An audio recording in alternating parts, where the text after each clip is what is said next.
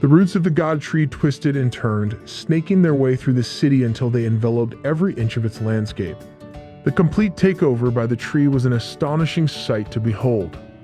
Simultaneously, within a particular commercial space situated in the same location, a wide array of enticing goods for human consumption were meticulously arranged. Shingang, King Kong, and the rest of the gorilla squad couldn't help but feel their eyes light up at the sight of the delectable assortment of food before them. The mouth-watering plethora of culinary delights was enough to make anyone's taste buds tingle with anticipation. Meanwhile, Thorne found herself drawn to the clothing section of the commercial space. With an air of ownership, she laid claim to the entire section of available clothes. Outside the confines of the city, Shou Qing's spiritual presence sought guidance from her master, inquiring about their next course of action. It became apparent that they would wait for the humans to approach and engage in negotiations. Their base, Fog Mountain, was strategically positioned in the northwest region of the Federation, making it easy to defend but challenging to attack. However, considering the vast expanse of the Chinese Federation, any aggressive attempts to breach their defenses would undoubtedly pose a significant challenge for the beasts. The god tree, using a piece of stone debris, began to sketch on it, outlining their plans. He illustrated that by establishing the Qing Feng city as their boundary and extending their dominion to encompass the northern border up to the Dai Qiang River basin and the surrounding desert, their focus would be on effectively managing the rear area. This would set the stage for the god tree's ultimate dominance over the entire region when the opportune moment arrived. With the reemergence of the fog, Shou Qing's master would no longer fear the deployment of nuclear weapons by humans. The mere threat of such weaponry would deter any further attacks in the near future, while the conquest of the China Federation would result in the loss of a significant portion of their territory. As long as the god tree halted its advance, humans would be less inclined to disturb their dominion. Yuzu couldn't help but feel an immense sense of satisfaction at how well she grasped the intricate plan. This demonstrated the remarkable intelligence and capability of Shou Qing. At this crucial juncture, everything hinged on the actions of a specific individual, a human who hastily fled the scene, ensnared in the root prison, using a getaway vehicle. This individual happened to be the seasoned awakened soldier, battered and wounded, racing back to report to the Federation. Tasked by the god tree to convey its demand, he bore the responsibility of demanding that the Federation surrender the individual responsible for planning and executing the nuclear attack on Fog Mountain. Failure to comply with this demand would result in the swift disposal of the entire Maple Leaf City, along with the 200,000 human lives residing within it. The weight of this task burdened the injured soldier heavily. Perhaps it was time for the old man to seriously consider retirement. Shou Qing remained unsure whether the Federation would acquiesce to their demands and surrender the designated individual. However, the god tree's true intention lay not in apprehending a specific person, but in eliciting a clear and resolute response from the Federation. Even if the identified individual were to present themselves, they would be nothing more than a negligible pawn. Compliance with the god tree's demands would force the highest-ranking federal officials to bow before a transcendent creature, significantly tarnishing their prestige. On the other hand, if the Federation refused to comply, they would bear the immense guilt of allowing hundreds of thousands of lives to perish, a colossal crime on their part. Thus, regardless of the Federation's decision, they would ultimately find themselves on the losing end. That's a checkmate right there. Shou Qing's face contorted with a mix of emotions upon hearing her master's foolproof plan. Across the ocean, in Sakura country, two colossal beasts stood face to face, ready to engage in a fierce confrontation. One was a land-dwelling titan, while the other was a fearsome deep-sea creature.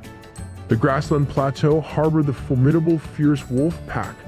The #1 restricted area hosted the white giant rhinoceros, and lurking beneath the earth was the underground king gopher rat. These transcendent creatures would soon plunge into a brutal battle against Yuzu.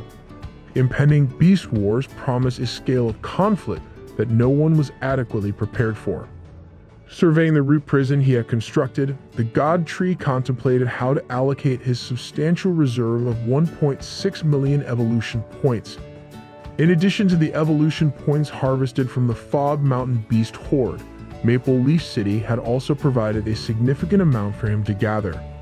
Summoning 2 recently acquired ancestral beasts, the God Tree beckoned them closer. A mammoth possessing the rare reversal gene and an actual dinosaur responded to his call, rushing to his side.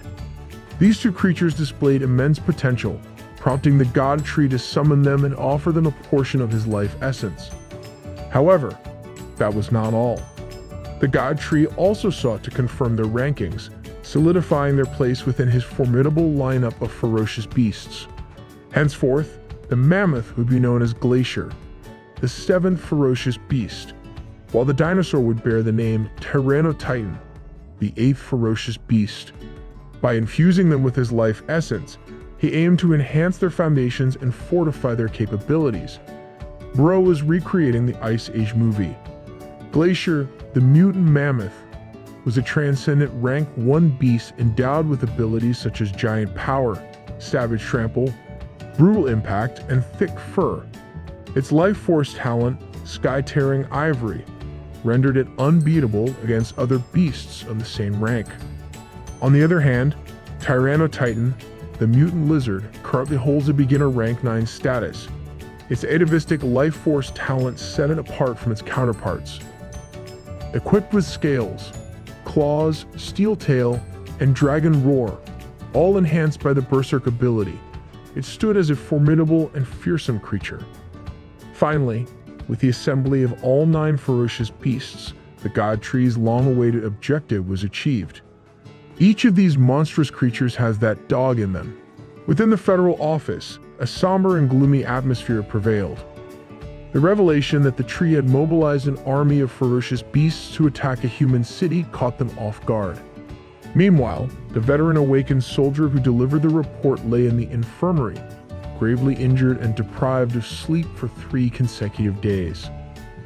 Rather than spilling blood, the demon tree had invaded the city and taken hostages, cornering and threatening them. Its actions seemed more reminiscent of a human rather than a demon tree. The Federation had understood that regardless of their decision to comply with the demands or not, the consequences would be dire.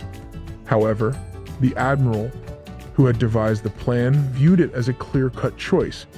He intended to offer himself in exchange for the lives of an entire city, demonstrating his unwavering resolve. The leader warned him that venturing forth would likely result in his death due to the tree's thirst for revenge. Yet, the Admiral remained resolute, unafraid of the prospect of death.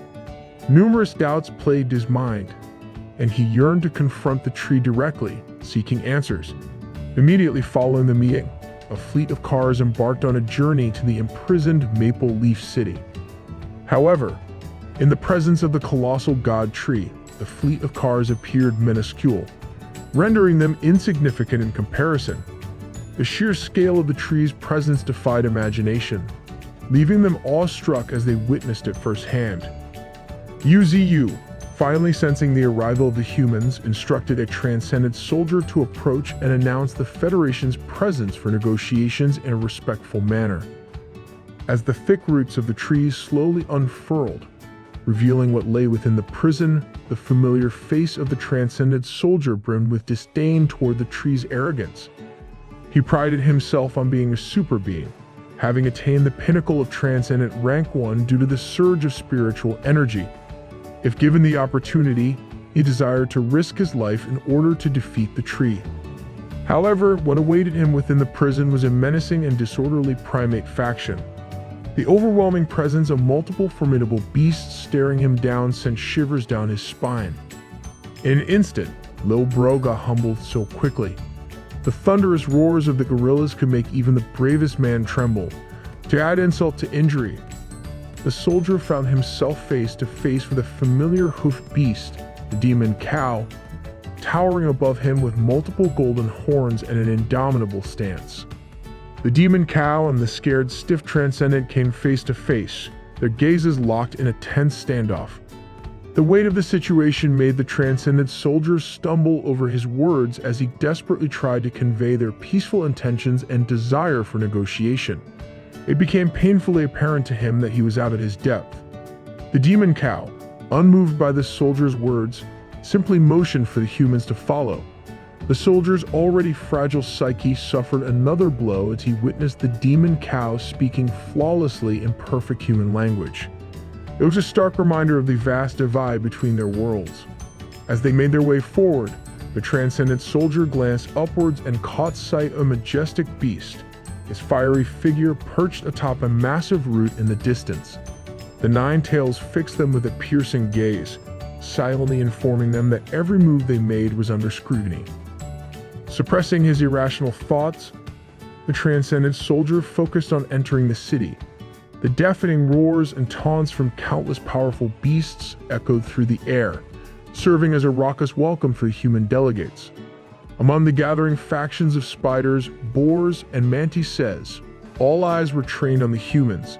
The newly ranked Glacier and Tyranno-Titan emitted an aura of murderous intent, their predatory instincts on full display amidst the other beasts. Not to be left out, the likes of Bald Head, White Tiger, and the Tempest Wolves reveled in the excitement. The arrival of the cars marked their arrival at the towering presence of the God Tree, casting an imposing shadow over them. Steeling his resolve, the Admiral emerged from the vehicle, fully aware of the significance of this pivotal moment for humanity. His gaze met with Yu, who peered down upon them from his elevated position. In the Admiral's mind, he stood before the same demon tree that had decimated their troops, a reminder of the fallen General Lee's valiant struggle against a formidable and overwhelming monster. The pressure he felt was overwhelming, threatening to engulf him. Close by, at the root prisons, the trapped civilians of Maple Leaf City pleaded with General Chow for salvation. Their desperate cries for help, invoking the well-being of their loved ones, tugged at his heartstrings. Without hesitation, General Chow introduced himself as Admiral Chow Yun-Yi, the one responsible for planning the deployment of nuclear weapons. In a bid to secure the release of Maple Leaf City's residents, he offered the beasts complete authority over him and his comrades. In response, the God Tree posed a pointed question, probing the lowly Admiral if he was attempting to issue an order. The query sent shockwaves through the surrounding beasts, triggering a chorus of angry roars. The beasts would not tolerate any form of disrespect towards their revered God Tree. The tension escalated rapidly as the mounting pressure threatened to overwhelm the human delegation. They feared that these fearsome creatures might unleash their fury upon them at any moment. The beasts present in this realm surpassed anything they had encountered before. Even the weakest among them possessed combat abilities at the beginner rank 6 level. Furthermore, the presence of numerous transcendent creatures added to the palpable atmosphere of danger. Of particular concern was the menacing dinosaur, its predatory aura fixated upon them from the outset. If it weren't for the presence of the demon tree, the transcendent soldier couldn't help but imagine that the dinosaur would have already attacked them mercilessly. Lil Bro is developing a dinosaur phobia. And then there was the demon tree itself, an entity that radiated an aura befitting the king of beasts. The transcendent soldier knew that if they dared to provoke this titan, they would meet their demise without a sliver of hope for resistance. Amidst the tension, Admiral Chow and his delegation needed to find composure. He clarified that his plea was merely a request to spare the innocent civilians, urging Yu to reconsider involving them in the conflict. Yu responded with a question of his own, probing why the Admiral believed the situation had escalated to this point. The question left the Admiral speechless, his shame palpable. At the root of it all, it's always humans doing something stupid. Yu, indifferent to whether the Admiral was the mastermind behind the events or not, issued a stern warning to the humans. He made it clear that if they ever crossed paths with him again, if they dared to be recognized by him in the future, mankind would face a grim fate, a scene of unimaginable bloodshed. Admiral Chow listened intently, fully aware of the gravity behind the threat. Recognizing the sincerity displayed by these humans, Yu vowed to fulfill his promise of releasing the captives. However, he stipulated that the humans would have to send their own people to retrieve them. With resolve in his voice, Yu declared that Maple Leaf City now belonged to the territory of the Fog Kingdom. He warned that anyone who set foot within its boundaries would meet a gruesome fate. With those chilling words, Yu annihilated the hidden camera aimed at him, causing the room where the Federation officials were monitoring the situation to fill with nothing but the crackling static of a blank screen. After replaying the footage repeatedly, Admiral Chow couldn't help but feel frustrated by the God Tree's audacity in claiming their territory as part of this newfound kingdom. They now knew that the God Tree was fully aware of their surveillance, as his words and threats were undoubtedly directed at them. As they observed the mammoth and dinosaur among the countless ferocious beasts in the video, the realization struck them that engaging in another war was an unthinkable risk. The Federation head made the decision to restrict Admiral Chow's movements, much to his protest, explaining the dire situation at the grassland plateau with the formation of a wolf horde and sea beasts encroaching upon the coasts, coupled with the occupation of their lands by the newly established Fog Kingdom. The Federation head emphasized that the entire country was under siege. For now, they had no choice but to step back and avoid further losses. Though Admiral Chow maintained his spirited demeanor, he couldn't deny the accuracy of the Federation head's assessment. The massive roots that had covered the city began to recede as the human delegation and rescue vehicles departed. Finally, the matter had been resolved, and these humans would not pose a threat to them again. Yu entrusted the city to the Great White Ape and his battalion of primates, assigning them as its guardians. Graciously accepting the responsibility, the Great White Ape expressed his humility and respect. Qinggang, having completed his task of gathering resources from within the city, returned alongside them. Some of the resources remained to be transported, but they could take their time in the future. For now, they could rest. As they prepared to depart and return to their homes back to the mountains, Yu couldn't help but revel in the recent victories they had achieved. It seemed that he couldn't stop accumulating W's, each one solidifying their position and influence. Cracks sprawled across the barren land, stretching far and wide, extending towards the distant horizon. From the depths of this desolate expanse emerged the colossal roots of the God Tree, their imposing presence reaching toward the heavens. Yu, finding solace in the familiarity of his mountainous homeland, cherished the transformation that had taken place. After enduring the devastating aftermath of nuclear baptism, the entire area had been transformed into a lifeless plain. However, this desolation suited him just fine. With a wave of his roots, Yu activated one of his abilities, causing thick roots to emanate a vibrant hue of vitality. These roots swiftly extended in every conceivable direction, teeming with life and radiance. In a matter of moments, the once barren land was rejuvenated, restored to its verdant and lush glory. The vibrant colors of flora and fauna adorned the landscape, breathing life into the surroundings. Thus, his home was once again perfect, a testament to his power and the bond he shared with the God Tree. Accompanying this restoration was the arrival of his boisterous subordinates, the White Tiger, White Crane, and Thorn, who eagerly rushed to their master's side, their joyful presence adding to the revitalized atmosphere. Thorn, filled with excitement, had important news to convey to the God Tree, news that piqued Yu's interest. With great enthusiasm, she revealed that the White Tiger and White Crane could finally speak, a development that was both surprising and intriguing. Curiosity piqued, Yu awaited a demonstration of their newfound speaking abilities. The two nodded confidently, ready to showcase their progress.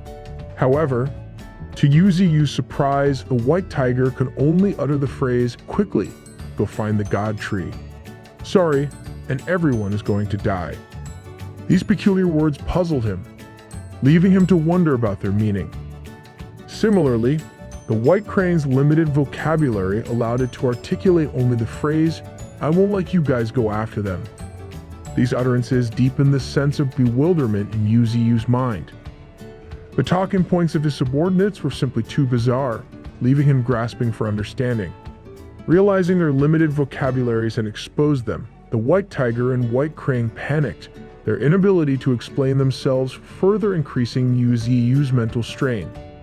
A painful headache gripped his mind as he called out to the crane, hoping for a more coherent response. Having assumed that the white tiger embodied enough foolishness to cover the entire kingdom, Yu Ziyu never anticipated that the same could be said for the white crane. Typically lacking any significant presence, the crane's presence was often forgotten. Even if it were to flee, Yu Ziyu might not even notice. Nevertheless, the profound words from his Lord God tree stimulated the crane's mind, extracting a diverse range of vocabulary. With a sigh of relief, Yu Ziyu finally felt a sense of familiarity as if he had returned home. The newly rebuilt land was adorned with sharp peaks of white rock formations, standing tall amidst the verdant surroundings. These formations were swiftly severed by numerous potent green blades, a testament to Yu Ziyu's enhanced abilities. Yu Ziyu's Willow Wind Blade had reached the 3rd level, a remarkable achievement. He had invested a staggering 100,000 evolution points to enhance this lethal ability, resulting in a power that commanded reverence. The blade's range had surpassed its prior limitations, extending to new horizons. Moreover, its cutting prowess had become significantly sharper and more potent, capable of slicing through any obstacle. Additionally, he had upgraded the hallucinogenic properties from level 2 to level 3, granting him the ability to manipulate a realm of fantasy. Combining this enhanced ability with his advanced spiritual field at level 3, Yu Ziyu could ensnare enemies within an illusion, greatly weakening them.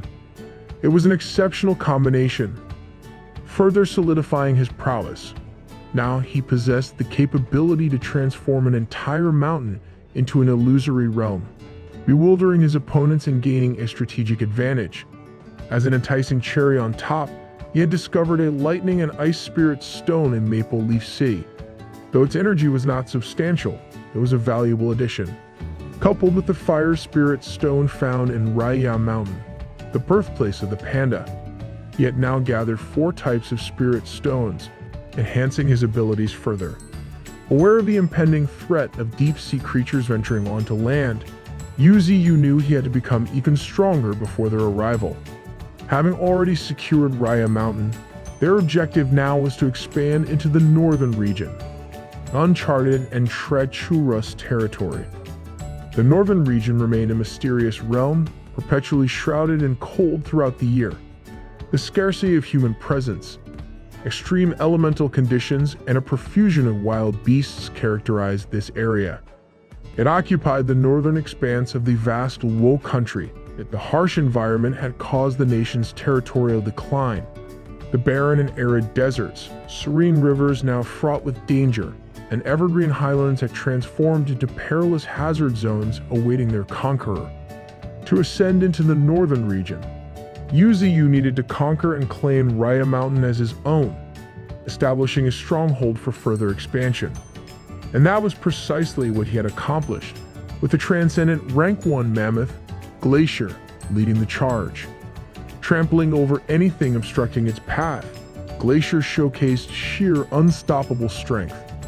Following closely behind were the bloodthirsty beginner Rank 9 Tyranno Titan and the peak transcendent Rank 1 Emperor Alligator, both formidable beasts in their own right. With these 3 vanguards leading the charge, the God Tree felt reassured, knowing that his forces were formidable and ready to face any challenge. Sparky and the Gale Wind, hungry for power, trailed behind, their transformations progressing steadily. The Gale Wind praying mantis had also reached beginner Rank 9, a testament to its growth. Meanwhile, Sparky had advanced beyond the initial stage of transcendent rank, much to the God Tree's pleasant surprise. His recent preoccupations had prevented him from noticing Sparky's transcendence, and he admired the golden mutant ant's growth and newfound energy absorption ability. With this in mind, Yu Ziyu also intended to head towards the panda's ore cave, as he sensed the potential for even greater power there. In the heart of the tundra, conditions were exceptionally harsh, the cold biting through the air.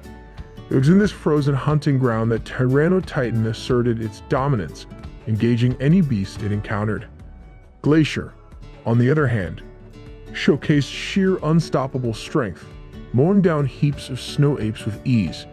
The Emperor Alligator remained as dependable as ever, adept at conquering areas densely populated by beasts. Together, they advanced, leaving their mark in the frozen expanse.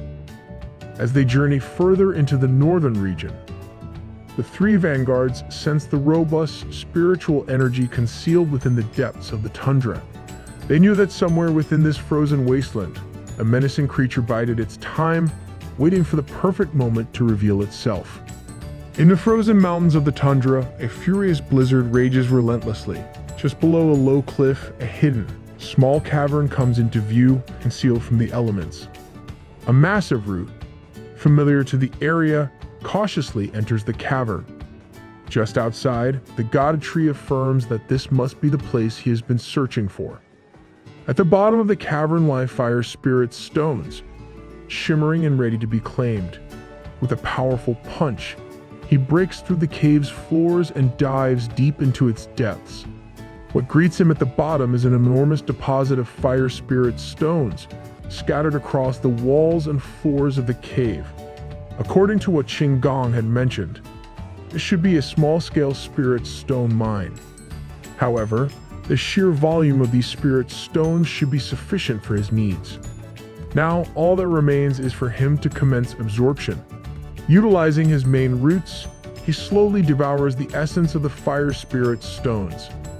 High above, the peregrine falcon quickly notices the change taking place within the god tree. The pure element of fire radiates throughout his massive body. Is he about to become a fireproof tree? Even the falcon finds it challenging to cultivate such an intense amount of heat and spiritual power. Sensing the transformation in their master, Demon Cow and Nine Tails hasten to his side. His spiritual power increases from 1,810,000 to 1,830,000, with no signs of stopping. The peregrine falcon and the demon cow attempt to communicate with their master, but Nine Tails discerns that this is simply the reaction after absorbing the fire spirit stones. It appears that the god tree is cultivating, and she knows exactly what to do. Swiftly, she ascends the top of her master's branches and decides to cultivate the fire element alongside him. The majestic and fiery figure of Nine Tails seamlessly merges with the fire essence of the fire spiritual stone mine. Yuzi realizes that with Nine Tails present, cultivating alongside him, the surrounding fire attributes become even more refined. This exemplifies the power of complementary elemental cultivation. His spiritual power has now reached 1,891,020, and it continues to rise. He activates his system and strengthens a single branch to level 4, which costs him a whopping 10,000 points. Even his system upgrades cannot escape inflation. That's tough. The exorbitant price of upgrading a single branch even causes him some distress. After reaching Transcendent Rank 3, the number of his branches has increased to hundreds. Currently, he possesses only 2 million evolution points. If he were to allocate everything to the branches alone, he wouldn't have enough to upgrade the rest of his body. A Rank 4 ability is considered disastrous for human beings. Thus, when he transcends to Rank 4, he will become a harbinger of catastrophe. With his level 4 branch, he can now imbue different attributes into each one. At the moment, he can choose between the fire and earth elements. From a distance, Qinggong leads the guerrilla faction on the battlefield, demonstrating his exceptional mastery of the earth element. With each enhanced strike of his fists, wild beasts fall one after another. With the assistance of the guerrilla faction, their advance becomes unstoppable. That is, until Qinggong spots a menacing monstrous bull charging toward him at full speed. However, before the bull can reach him, a massive white snake swoops in to save the day with a powerful bite. Oh snap, they grow up so fast. The once small white snake has transformed into an elegant and colossal beast, rescuing its brother Qinggong from imminent danger. But their reunion is interrupted by a fierce roar. A massive bear with ferocious features stands before them in a fit of rage. Believing that together they can easily defeat the brown bear, the two beasts prepare for the battle ahead. Meanwhile, Demon Cow is taking a leisurely stroll through the snow, since his master and sister, Ninetails, are engaged in cultivation. Staying beside them proves rather dull. Suddenly, he hears and senses a distinct rustling in a tree nearby. Emerging from the source of the noise is none other than Tyrannotitan. However, something seems amiss with the beast as it salivates uncontrollably, appearing almost deranged. As this is his eighth brother, Demon Cow inquires why Tyrannotitan is not on the front line and instead wandering around here. In response to the question, the dinosaur opens its jaws and attempts to take a massive bite out of the transcendent Demon Cow. It is met with the restrictive power of Demon Cow's manipulation of gravity. With a mix of curiosity and restrained anger in his eyes, Demon Cow questions the dinosaur's actions once again. He suspects that this little guy intends to rebel, so he adopts a menacing posture, standing before Tyrannotitan. Quickly realizing that it is no match for the overpowering monster, Tyrannotitan retreats from the illusionary notion of challenging Demon Cow. Lil Bro is starting a failed revolution for fun. Cook this lizard. Even the currently cultivating God Tree senses that Demon Cow's power has once again grown stronger. Having successfully purified the Fire Spirit stones for her master, Ninetails yearns to engage in battle. Yuziyu grants her permission and assigns her the task of retrieving Sparky and Thorn while she joins the other beasts in subduing the remaining beasts in Raya Mountain. He also ensures that there will be Fire Spirit stones reserved for her. With that, Ninetails bids her farewell to her master, leaving the God Tree as a lonely old man once more. The sun shines brightly and the weather is clear in Bayou Canyon. The roots of the God Tree sprawl across the lush greenery. Meanwhile, the White Tiger, Spider Beast, and Iron Ear Panda gather together, indulging in playful antics and pranks on a couple of vultures. This scene does not escape Yuziyu's watchful eyes. As he arrives, the tied-up vultures immediately plead for his assistance. With lumps on their heads for being beaten up, he sternly scolds them, warning them not to bully the three vulture brothers. Much to the terror of the three vultures, he plans to teach them further lessons upon his return. On the other side of Bayou Gorge, Leng Feng can be seen tirelessly practicing his techniques. Holding a blade made of pure purple energy, sweat drips down his face as he catches his breath. This dude looks like the shonen MC's rival or something. Qinggong informed him of the recent actions of the God Tree in Maple Leaf City. Leng Feng can hardly believe that the God Tree would attack his city, but he also acknowledges the benefits he received from the city's supplies. His friend also relayed the news that Lin Hai City, where his sister Langyi resides, has been attacked by a horde of beasts, resulting in the destruction of the entire city. Recalling this piece of information fills him with tumultuous rage. He worries incessantly for his beloved sister, Lang Yu. His train of thought is interrupted by the sudden arrival of the God Tree, appearing out of nowhere. Yuziyu explains that he is aware of Leng Feng's concern for his sister. Understanding the turmoil in Leng Feng's mind, the God Tree allows him to leave and investigate for himself. That's a good boss right there. Yuziyu, the divine being who possessed immense wisdom and power, harbored a profound belief that Leng Feng's sister, whom he presumed to be alive, awaited her brother's return. Fueled by this belief and driven by compassion, Yuziyu tapped into the boundless potential of his enormous roots to construct a magnificent bridge that would aid Leng Feng on his perilous journey.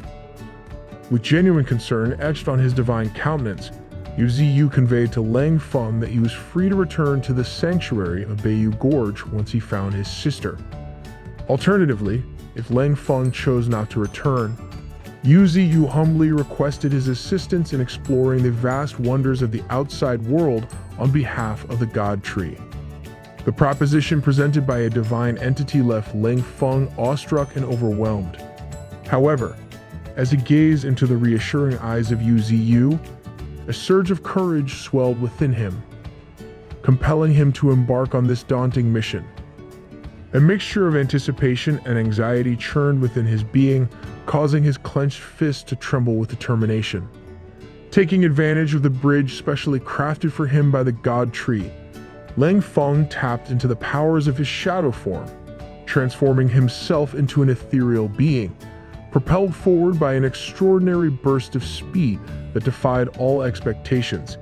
He disappeared into the distance, leaving behind the sanctuary, where he could faithfully nurture a haven for a multitude of baby beasts.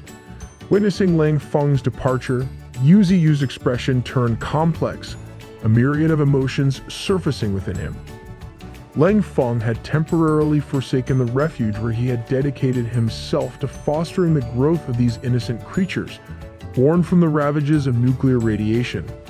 These young beings, with their physical deformities and shortened lifespans, were tragically fated to perish if they did not break through the limitations imposed upon them and ascend to the transcendent realm. Even Yu Ziyu's life essence, which had nourished them thus far, proved to have diminishing effects as time wore on. Each day, thousands of beast cubs were born into this world, yet only a small fraction, ranging from 10% to 20%, would survive long enough to reach adulthood. Yet, there was a silver lining amidst this tragic reality. Most of these nuclear-deformed beasts exhibited superior levels of talent compared to their unaffected counterparts. From the very moment of their birth, they faced a relentless trial by death, which promised to forge them into formidable beings of extraordinary prowess. Finally, Lang Feng arrived at the desolate city of Linhai. Rain cascaded relentlessly from the heavens, enveloping the city in an oppressive shroud of darkness and melancholy. The sight of the destruction that befell his hometown struck Lang Feng to the core of his being, evoking a potent mix of sorrow and determination. Unperturbed by the bleakness that surrounded him, Lang Feng set out to clear the debris and wreckage that littered the streets, his bare hands tirelessly toiling in a race against time. The intensity of his efforts resulted in multiple cuts and abrasions, causing his hands to bleed profusely. Yet, his eyes radiated an unwavering resolve and unyielding focus. Deeply concerned for his friend, Qin Gong could no longer bear witness to Lang Feng's relentless endurance of such harsh conditions. Approaching his determined companion, Qin Gong's face mirrored a cocktail of sadness and worry. Taking a seat not far from Lang Feng, Qin Gong mustered the courage to question how much longer his friend intended to continue this grueling excavation. It seemed as though Lang Feng's mind had become consumed by the singular purpose of unearthing every fragment of fallen concrete and debris in his path. Qin Gong's worry only intensified as he observed Lang Feng's unyielding persistence. Unable to stand idly by any longer, he decided to intervene, lifting a sizable chunk of concrete road upon which Lang Feng stood. He inquired about the depth they needed to reach through their relentless efforts. Lang Feng remained resolute, unwavering in his determination to dig until he reached the profound depths he believed held the key to his sister's whereabouts. With unyielding hope, he clung to the belief that his sister might be found within the confines of their house's basement. Thus, the two friends, united in their purpose and standing alone amidst the abandoned city's desolation, delved deeper and deeper into the remnants of what was once a thriving and prosperous place. They tirelessly searched for any signs of life, determined to unravel the mysteries that lay dormant. However, their endeavors yielded no one and no trace of existence. With each passing moment, Lang Feng's unwavering determination and steadfast heart gradually crumbled under the crushing weight of this devastating realization. He finally comprehended the grim truth that no hordes of beasts inhabited this forsaken city. On his journey to this location, he had found it peculiar that not a single beast had crossed his path. But now, all the fragmented pieces of the puzzle began to coalesce, forming a heart-wrenching truth. This city, his cherished home, had fallen victim to the annihilating might of man-made nuclear weapons. We're really out here with blunder after blunder. Qin Gong, his heart heavy with sorrow, proceeded to explain the god tree's desire for Lang Feng to transcend the shackles of hatred toward his own kind. Despite the complexity and weight of Lang Feng's emotions, Yu Ziyu, the compassionate deity, did not wish for him to make a choice tainted by vengeance. As Qin Gong's words pierced through the fog of Lang Feng's anguish, a glimmer of clarity broke through.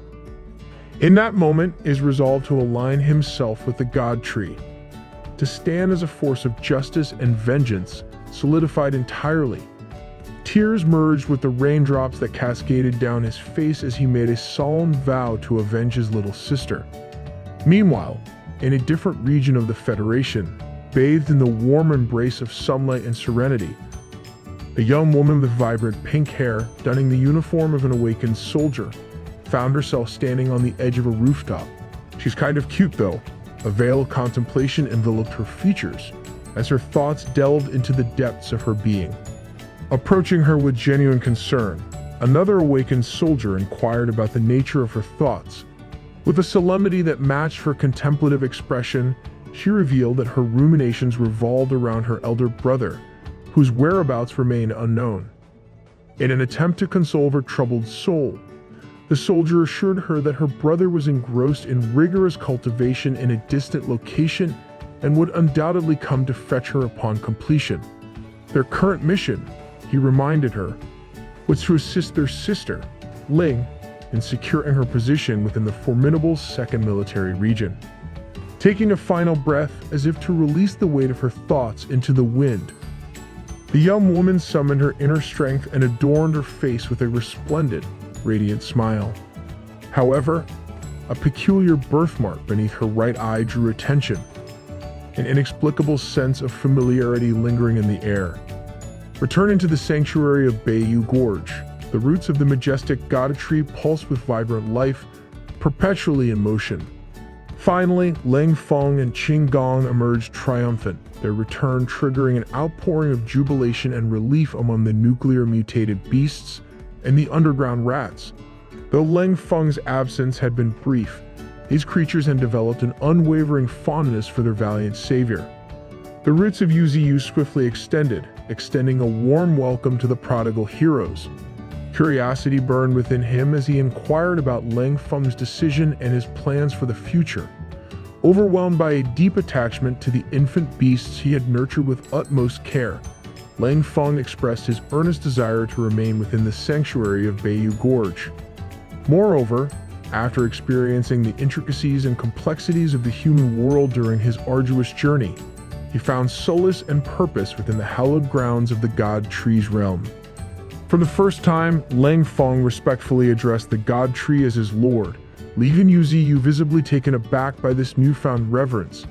Kneeling down on one knee, Lang Feng humbly requested permission to accompany Yuziyu on his divine exploits, vowing his unwavering allegiance.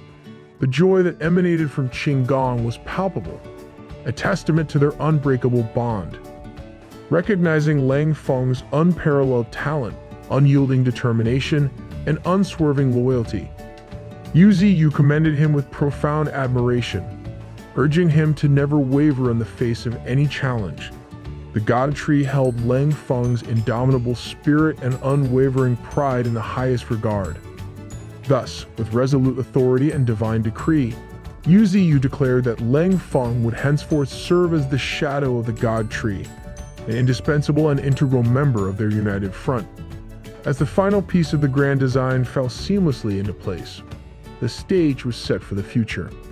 The monstrous energy of the God Tree filled the entire Beiyu Gorge after assimilating the fire and earth elements, creating an awe-inspiring spectacle that left no corner untouched.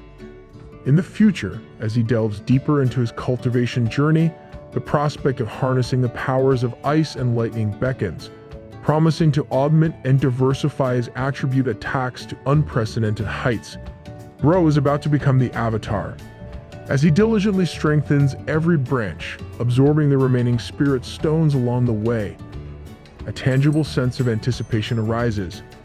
It is a foregone conclusion that his spiritual energy level, currently at an impressive 2 million points, will undergo a remarkable surge to a staggering 5 million points. With such an astronomical boost, no beast, no matter how formidable, will be able to withstand his overwhelming might. Meanwhile, at the outskirts of the northern region, the weather conditions remain as extreme as ever, imposing their unwavering dominance upon the land. It is within this hostile environment that the musk ox finds its home, establishing its reign as the ruler of the snowfield. resembling a mighty ox but adorned with majestic goat-like horns. These imposing creatures embody a unique blend of strength and resilience. In the heart of this wintry domain, a colossal musk ox bellows at its opponent, exuding an aura of unwavering determination. Responding in kind, the demon cow, a force to be reckoned with, issues an even louder and more resounding challenge, setting the stage for an epic clash between these formidable beasts. The clash commences as the two titans engage in a fierce battle, employing their fearsome horns as deadly weapons. The impact of their collision reverberates through the surroundings, causing the musk ox's once mighty horns to shatter into countless fragments, leaving its head shattered and broken. Yet, the battle does not conclude with this single confrontation, for the golden silk monkey and the war armor boar duo swiftly rush to provide backup. Brandishing his trusty stick, they engage in a relentless onslaught, decimating multiple musk oxen in a whirlwind of swift and calculated strikes. Simultaneously, the wild boar charge, fueled by boundless force and power, indiscriminately claims the lives of numerous oxen, leaving a trail of devastation in its wake. The rank 1 transcendent mammoth, Glacier, does not shy away from the fray, eagerly trampling over countless musk oxen with unyielding determination. Following closely beside him, the formidable Tyrannotitan indulges its voracious appetite, making short work of any ox unfortunate enough to cross its path. However, amidst the chaos, the demon bull stands tall, bravely facing the overwhelming onslaught of the enemy horde all by himself. Channeling his formidable gravity manipulation abilities, he unleashes an unstoppable force upon the battlefield, rendering the charging enemies powerless, their movements stilled by the weight of the world itself. In an instant, a significant portion of the opposing forces find themselves buried deep within the frozen tundra, their hopes of victory dashed. Witnessing this display of indomitable strength, even Tyrannotitan, the ferocious Tempest Wolf, cannot help but feel a twinge of trepidation. Hungering for action, the Tempest Wolf eagerly awaits its turn, eager to join the fray. Suddenly, out of nowhere, a snow leopard emerges with a feral roar, pouncing upon the Tempest Wolf with savage intensity. Caught off guard, the Tempest Wolf bellows in pain as the powerful jaws of the snow leopard clamp down upon its flesh.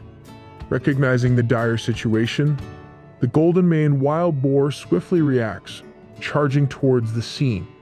The snow leopard, momentarily distracted by this sudden development, finds itself in a vulnerable position. Seizing the opportunity, the wild boar successfully fends off the snow leopard's assault, freeing the Tempest Wolf from its grip. Yet, to its astonishment, a deep gash adorns the wild boar's face, evidence of the snow leopard's calculated retaliation. The snow leopard, arrogantly smirking at the wild boar's failed attempt, underestimates the lurking threat that stealthily approaches from behind. In an instant, before it can react, Bald Head, an electrifying entity, strikes with lightning speed, bringing down the snow leopard in a single devastating blow. This display of unparalleled swiftness establishes Bald Head's dominance, cementing its status as a fearsome predator capable of striking swiftly and mercilessly. Amidst the ongoing chaos on the front lines, the demon cow discerns movement at the musk ox camp, signaling the approach of a creature with an entirely different level of power and presence. Slowly but surely, the peak transcendent rank 1, Musk Ox King, emerges from the shadows, casting a towering shadow over every beast in its vicinity. In a different place altogether, at Rhea Mountain, a sudden and vibrant crimson glow pierces through the sky, marking the birth of a fire elemental flower under the watchful care of Yuzi. Another elemental flower, condensed through his relentless pursuit of combat excellence, blooms in record time, a testament to his strength and combat prowess. Returning to the battlefield, the culmination of the arduous conflict looms ever closer with each resounding step. Glacier and Tyrannotitan, formidable allies united once more, prepare to face the formidable Musk Ox King and its legion of relentless underlings. Their efficiency and prowess in battle have not gone unnoticed by Yu Ziyu, who eagerly awaits their return, his expectations met as they present him with the spoils of victory. Among the captives ensnared by Tyranno Titan's powerful jaws, the mutated snow leopard, a transcendent rank 1 beast possessing extraordinary talents, captures his attention. Marveling at the capture of this high-tier speed skill possessor, Yu Ziyu seeks to uncover the heroes responsible for this impressive feat. Glacier steps forward, recounting the story of how the snow leopard's arrogance led to its downfall, thanks to the stealthy intervention of Bald Head, the honey badger. Contemplating the snow leopard's fate, Yu Ziyu recognizes the creature's exceptional talents and resolves to keep and nurture it, recognizing its potential value. As for the remaining musk oxen, despite the peak transcendent rank 1 status of their king, their lackluster talents leave them deemed unworthy. Determined to utilize their resources effectively, Yu Ziyu determined that these oxen will serve as valuable evolution points, fueling his own growth and progression. The battle for supremacy in the northern region wages on, relentless and unabated, as the hands of time move with unyielding determination. In the blink of an eye, an entire month passes, bearing witness to the team led by the indomitable demon cow, whose mere presence strikes fear into the hearts of any and all who dare to challenge them. Even the self-proclaimed overlords of the snowfield, upon sighting this formidable team, find themselves overwhelmed by coward Diz, fleeing at the very sight of their adversaries. Nevertheless, the team does not emerge from this prolonged conflict unscathed, for they too bear the scars of battle. The Tempest Wolves faction, once a formidable force numbering 30, has dwindled to a mere 18, casualties of the relentless trials they faced. Similarly, the Wild Boar group, now reduced to a mere 7, has experienced its fair share of losses. However, amidst the carnage and sacrifice, 3 Tempest Wolves and 2 Wild Boars have achieved the coveted transcendent rank 1 status, a testament to their resilience and unwavering determination.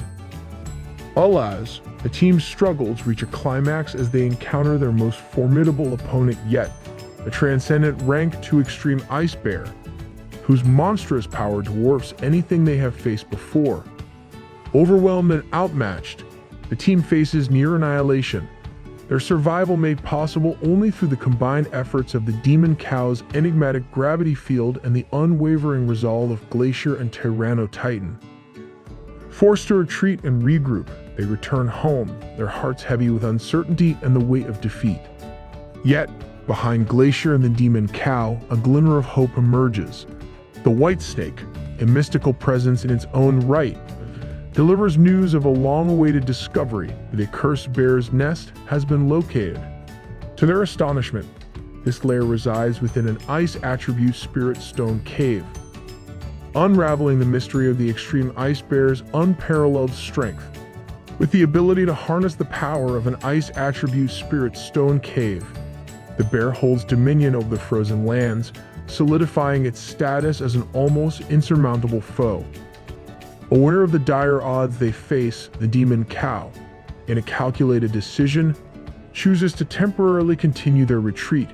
They recognize that confronting such a formidable adversary requires more than their current capabilities alone. With a newfound sense of purpose and determination, the time has come for their 9th brother to make his combat debut. Within the next 10 days, a momentous event would occur as Nine Tails prepared to join the upcoming battles in the formidable Raya Mountain. The majestic mountain ranges had recently become a part of Bayou Gorge's expansive territory, and now Nine Tails found herself returning to the side of her devoted master, Yu Ziyu. Meanwhile, the indomitable God Tree experienced yet another astonishing surge in power, rendering him even more formidable than before. By his side stood Nine Tails, diligently dedicating herself to cultivation and striving to reach her full potential. As Yu Ziyu observed his loyal subordinate, he couldn't help but notice that she, too, was on the verge of a breakthrough. With a surge of fiery energy, a profound transformation ignited within Nine Tails, her essence blazing with newfound strength. UZU spared no effort in providing encouragement and guidance to facilitate her evolution. After a tumultuous session of cultivation, Ninetales emerged with an aura distinct from before. She had successfully ascended to the next level of transcendence, acquiring the remarkable ability known as Sky Leap in addition to further enhancing her existing powers. The revelation that Ninetales had acquired Sky Leap came as a shock to UZU.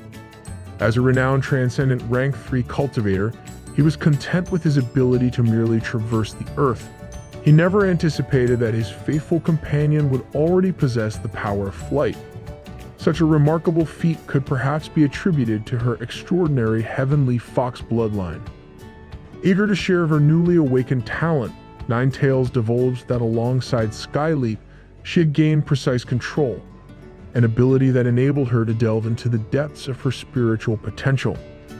This exceptional talent not only reduced her spiritual energy consumption by an impressive 30%, but also significantly enhanced her finesse in manipulating spiritual energy.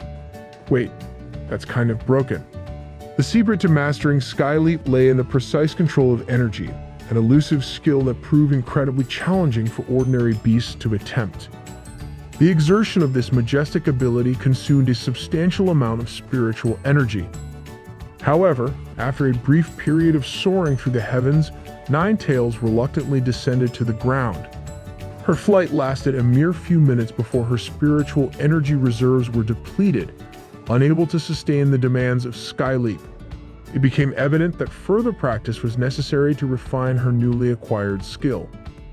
In an attempt to assist her progress, UZU offered Ninetales a newly blossomed fire spirit flower. Consuming this rare flower would elevate her spiritual energy level to an impressive 400,000. Much to his surprise, she declined this generous reward from her master. "Can I get it instead?" Baffled by her refusal, UZU couldn't help but question the reasoning behind her decision. Ninetales explained that she could easily enhance her spiritual energy through her own efforts.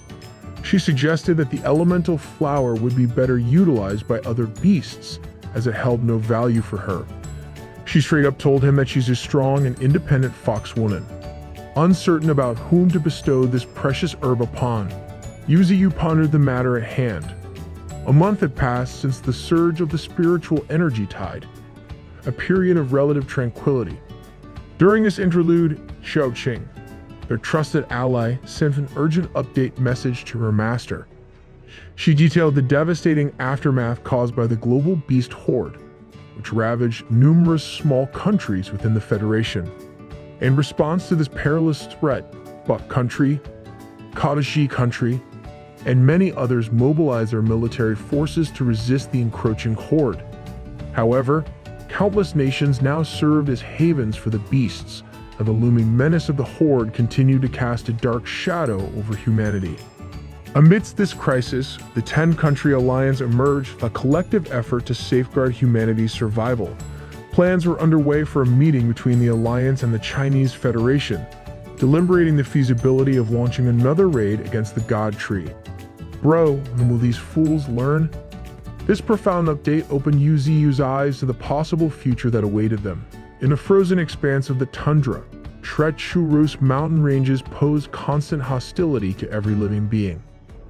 Amidst this hostile landscape, a formidable beast with thunderous presence sprinted at breakneck speeds. It was none other than Bald Head, fleeing from an unknown menace, his body marked by wounds and injuries. Hot on his heels trailed the Tempest wolves and wild boars, each struggling to overcome their own wounds. Tyrannotitan and the White Snake appeared equally battered, their once mighty forms now displaying signs of wear. Even the hooves of a monstrous beast, known as the Demon Cow, bore injuries despite its formidable stature. The Demon Cow and Glacier, leading this group of beasts, wore solemn expressions upon their faces. Despite their injuries, the Gold Silk Monkey and the Wild Boar faction retained an unyielding fighting spirit. Finally, the battered assembly of beasts arrived before their master, the God Tree. Before addressing them, UZU took stock of the returning group to ensure their full party had safely returned. His discerning gaze quickly noted the diminished numbers compared to the start of their expedition. Yet, amidst this apparent setback, he observed the remarkable growth exhibited by the 3 Tempest Wolves and the 2 Wild Boars who had successfully broken through Transcendent Rank 1. The significance of battle as a catalyst for natural growth in these beasts became increasingly apparent. The Demon Cow commenced his report, divulging the reasons behind their return. He recounted the discovery of an ice attribute cave and the presence of a Transcendent Rank 2 beast guarding its secrets. Yuziyu found it hard to fathom that such a remarkable cave resided merely in the outer reaches of the northern region. The revelation of a Transcendent Rank 2 beast posed a grim surprise, indicating the existence of even more formidable creatures lurking in the deeper recesses of the northern region. This presented a substantial obstacle to their expansion plans. Swiftly, he issued a command to Ada, a peregrine falcon, instructing the bird to summon the Iron Eater Panda and the Vulture brothers with utmost haste. With a sweeping motion of his golden branches, the god tree showered his wounded beast army with life essence, a cascade of revitalizing energy. Within a month of relentless battle, countless beasts had already experienced breakthroughs, their wounds fully healed under the transformative influence of the life essence shower. The remaining Tempest Wolves, now at beginner rank 9, exhibited telltale signs of an imminent breakthrough. Most significantly, Yuziyu ordered the Demon Cow to refrain from participating in the upcoming battle, urging him to remain behind. Tonight, the Panda and Nine Tails would embark on a daring mission to plunder the Spirit Mine. The Demon Cow continued to voice his concerns, suggesting that they await his own breakthrough before proceeding with the mission. He feared that the extreme ice bear guarding the cave would prove insurmountable. However, the god tree reassured him with unwavering confidence, assuring him that everything would unfold according to plan. The Demon Cow found himself perplexed by the depth of this assurance.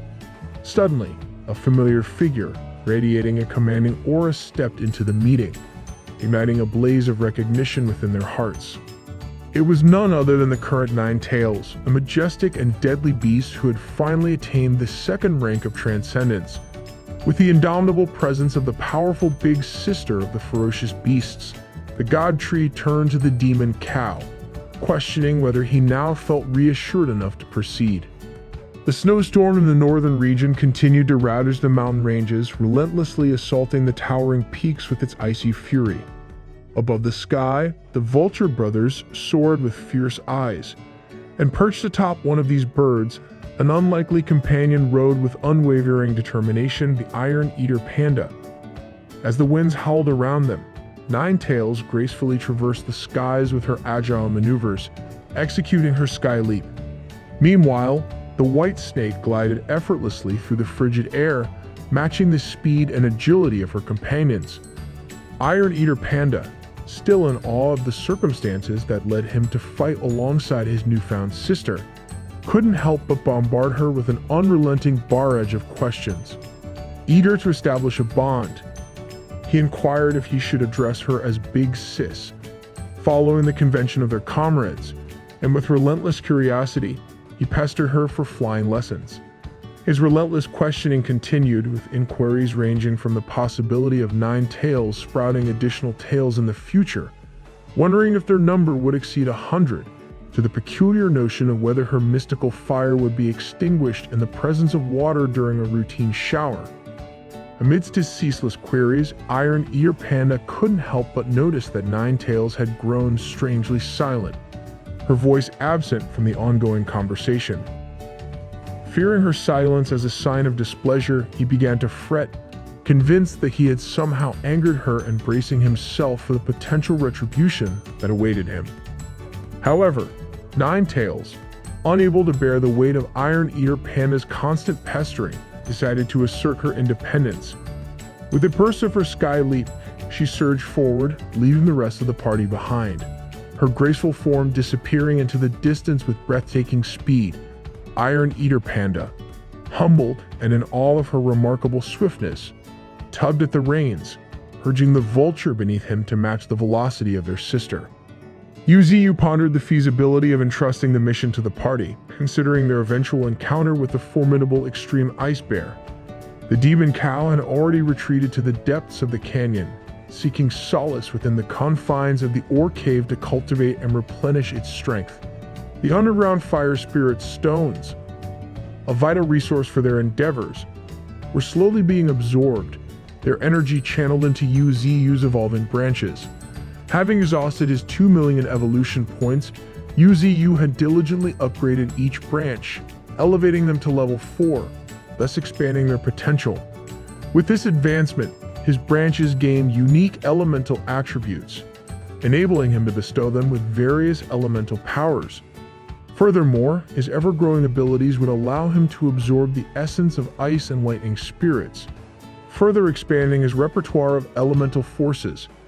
The ability to split his branches, previously limited to a single division, now burgeoned into a formidable force when multiplied by 10 during the process. Yet, there remained one more aspect of his tree's evolution left to explore: the evolution of his roots. Unbeknownst to UZU, the vastness of the ocean held secrets of the existence of formidable aquatic creatures whose ranks remained shrouded in mystery. However, for the time being, he set these thoughts aside, prioritizing his personal growth and unwavering determination to become stronger. With resolute determination, he accessed his system prompt, eagerly examining the various abilities at his disposal. Among the numerous choices, one ability stood out: Blood Contract, acquired after vanquishing the blood strain. This ability offered the potential to synchronize his strength with that of Thorn. Intrigued by its possibilities, he opted to enhance and fortify this ability, utilizing a portion of his evolution points to fuel its growth. With a firm resolve, he committed 1,000 evolution points to the upgrade, witnessing as the blood contract ascended to its second level. A surge of excitement coursed through his veins, urging him to push further. With a remaining balance of 106,000 evolution points, he resolved to continue strengthening the blood contract, channeling an additional 5,000 evolution points into its enhancement, propelling it to the coveted third level. Now, armed with this newfound power, he possessed the capability to bind others through the medium of blood, turning them into loyal dependents. Overwhelmed by the revelation of this astonishing ability, UZU marveled at the similarities it shared with the legends of vampires. With the potential to transform ordinary individuals into devoted servants, he now held the essence of life itself, equipped with the power to control minds. Standing atop a snow-covered hill, the chilling winds sweeping around him, UZU called forth Qing Gong. Responding to his master's summons with unwavering loyalty, Qing Gong, possessing the earth attribute, swiftly traversed the terrain, effortlessly traveling through the very ground beneath their feet. Aware of the imminent meeting between the 10-country alliance and the Federation's envoys at the border, where they would discuss plans for yet another raid, UZU entrusted Qing Gong with a critical mission to disrupt the proceedings and potentially impede their joint progress. Realizing the dire consequences of failure and the subsequent unity of humanity, UZU resolved to prevent their adversaries from gaining an advantage, forcing them into a state of passivity once more. Understanding the magnitude of the task at hand, UZU couldn't help but worry about Qing Gong embarking on this perilous mission alone. As a result, he granted Qing Gong permission to enlist a group of beasts to accompany him, bolstering his chances of success. Furthermore, he instructed Qing Gong to be on the lookout for talented individuals and, if encountered, to bring them back to their sanctuary. Filled with determination and unyielding resolve, Qing Gong expressed his unwavering commitment, acknowledging the importance of the mission. Without hesitation, he swiftly journeyed to the area of the root residences, seeking the aid of his comrade, Lang Feng. Arriving at Lang Feng's domain, Qing Gong's unexpected presence caught his friend off guard. Curiosity etched upon his features, Lang Feng inquired about the purpose of Qing Gong's visit, and so Qing Gong explained the dire need for additional beasts to aid in his crucial mission, emphasizing the urgency of the situation at the border. Lang Feng, puzzled by Qing Gong's request when he already possessed the formidable guerrilla army, questioned the rationale behind seeking additional forces. However, Qinggong revealed that the outskirts of the north had recently fallen under their control, necessitating the guerrilla army's deployment for the protection of the newly acquired territory. Mentioning the busy underground construction and ore transportation that occupied the An army, Lang Feng lamented their unavailability for the task at hand. Nonetheless, he conceded to Qinggong's request, albeit with a sense of resignation. Regrettably, he could only lend his friend the forces of the underground rats, led by the mighty Rat Emperor who had attained the transcendent rank 1, accompanied by several others at the beginner rank 9. This revelation left Qinggong astounded by Lang Feng's extraordinary feat, his efforts raising the underground rats to such awe-inspiring heights. To Qinggong's astonishment, it was revealed that the Rat Emperor had awakened to the dark element, a development that Lang Feng believed would be an invaluable asset for their mission. Furthermore, Lang Feng divulged a secret known only to him. Their accelerated growth had been fueled by Lang Feng's own flesh and blood, a testament to his unwavering dedication and sacrifice. Acknowledging the formidable strength of these underground rats, Qinggong couldn't help but express his concern that the mere presence of 4 beasts might not suffice to make a significant impact. Yet, to his astonishment, Lang Feng unveiled a hidden army, a multitude of these powerful subterranean creatures poised and ready to fulfill their duty. Overwhelmed by the sheer magnitude of this unseen force, Qinggong felt a renewed sense of determination and conviction resonating within his being. Meanwhile, in the heart of the northern region, night descended, casting an eerie darkness over the icy mountains.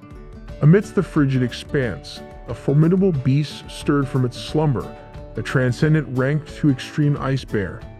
Adorned with icy spikes protruding from its powerful form and exuding an air of malevolence with its piercing gaze, this creature sent shivers down the spines of all who beheld it. With a single swipe of its massive claw and a deafening roar that echoed through the frozen landscape, the extreme ice bear established its dominance, asserting its superiority over the surrounding terrain. In the distance, 3 vultures could be seen cautiously approaching the imposing creature. Undeterred by the bear's imposing display, Iron Eater Panda, standing at the back of the vulture, exhibiting a wide smile, brimming with unwavering confidence. Admiring the fearsome aura emanating from the extreme ice bear, he couldn't help but commend its formidable presence. Iron Eater Panda's words serve only to further enrage the beast, fueling its anger and solidifying its resolve. Seizing the opportunity, Iron Eater Panda leaped from the back of the vulture, his once playful countenance transforming into that of a fiery death god. With a calculated descent, Iron Eater Panda plummeted to the ground, his tiny form causing the earth to tremble upon impact, akin to a speeding meteor crashing into the tundra. The extreme ice bear, seeking to reestablish its dominance, released another earth-shattering roar, but its efforts seemed futile against the tiny, seemingly invincible panda. With a newfound air of seriousness replacing his playful demeanor, Iron Eater Panda declared his intent to commence the hunt. The White Snake and 9 Tails, observing the unfolding scene, chose to remain on the sidelines for now, awaiting the outcome of this legendary clash between the tiny yet resolute panda and the mighty guardian of the ice attribute Spirit Stone Cavern. The extreme ice bear is practicing caution as it anticipates what the panda will do next. Emerging from the impact of its landing, the cuddly-looking panda has turned into a monstrous pocket-sized warlord. With another roar, the bear initiates the much-awaited fight. The White Snake also notices that the bear has recovered from the wounds that they have painstakingly inflicted on it. Even though they did not manage to defeat it, they still wounded it badly. He did not expect that within just 5 short days it would completely recover.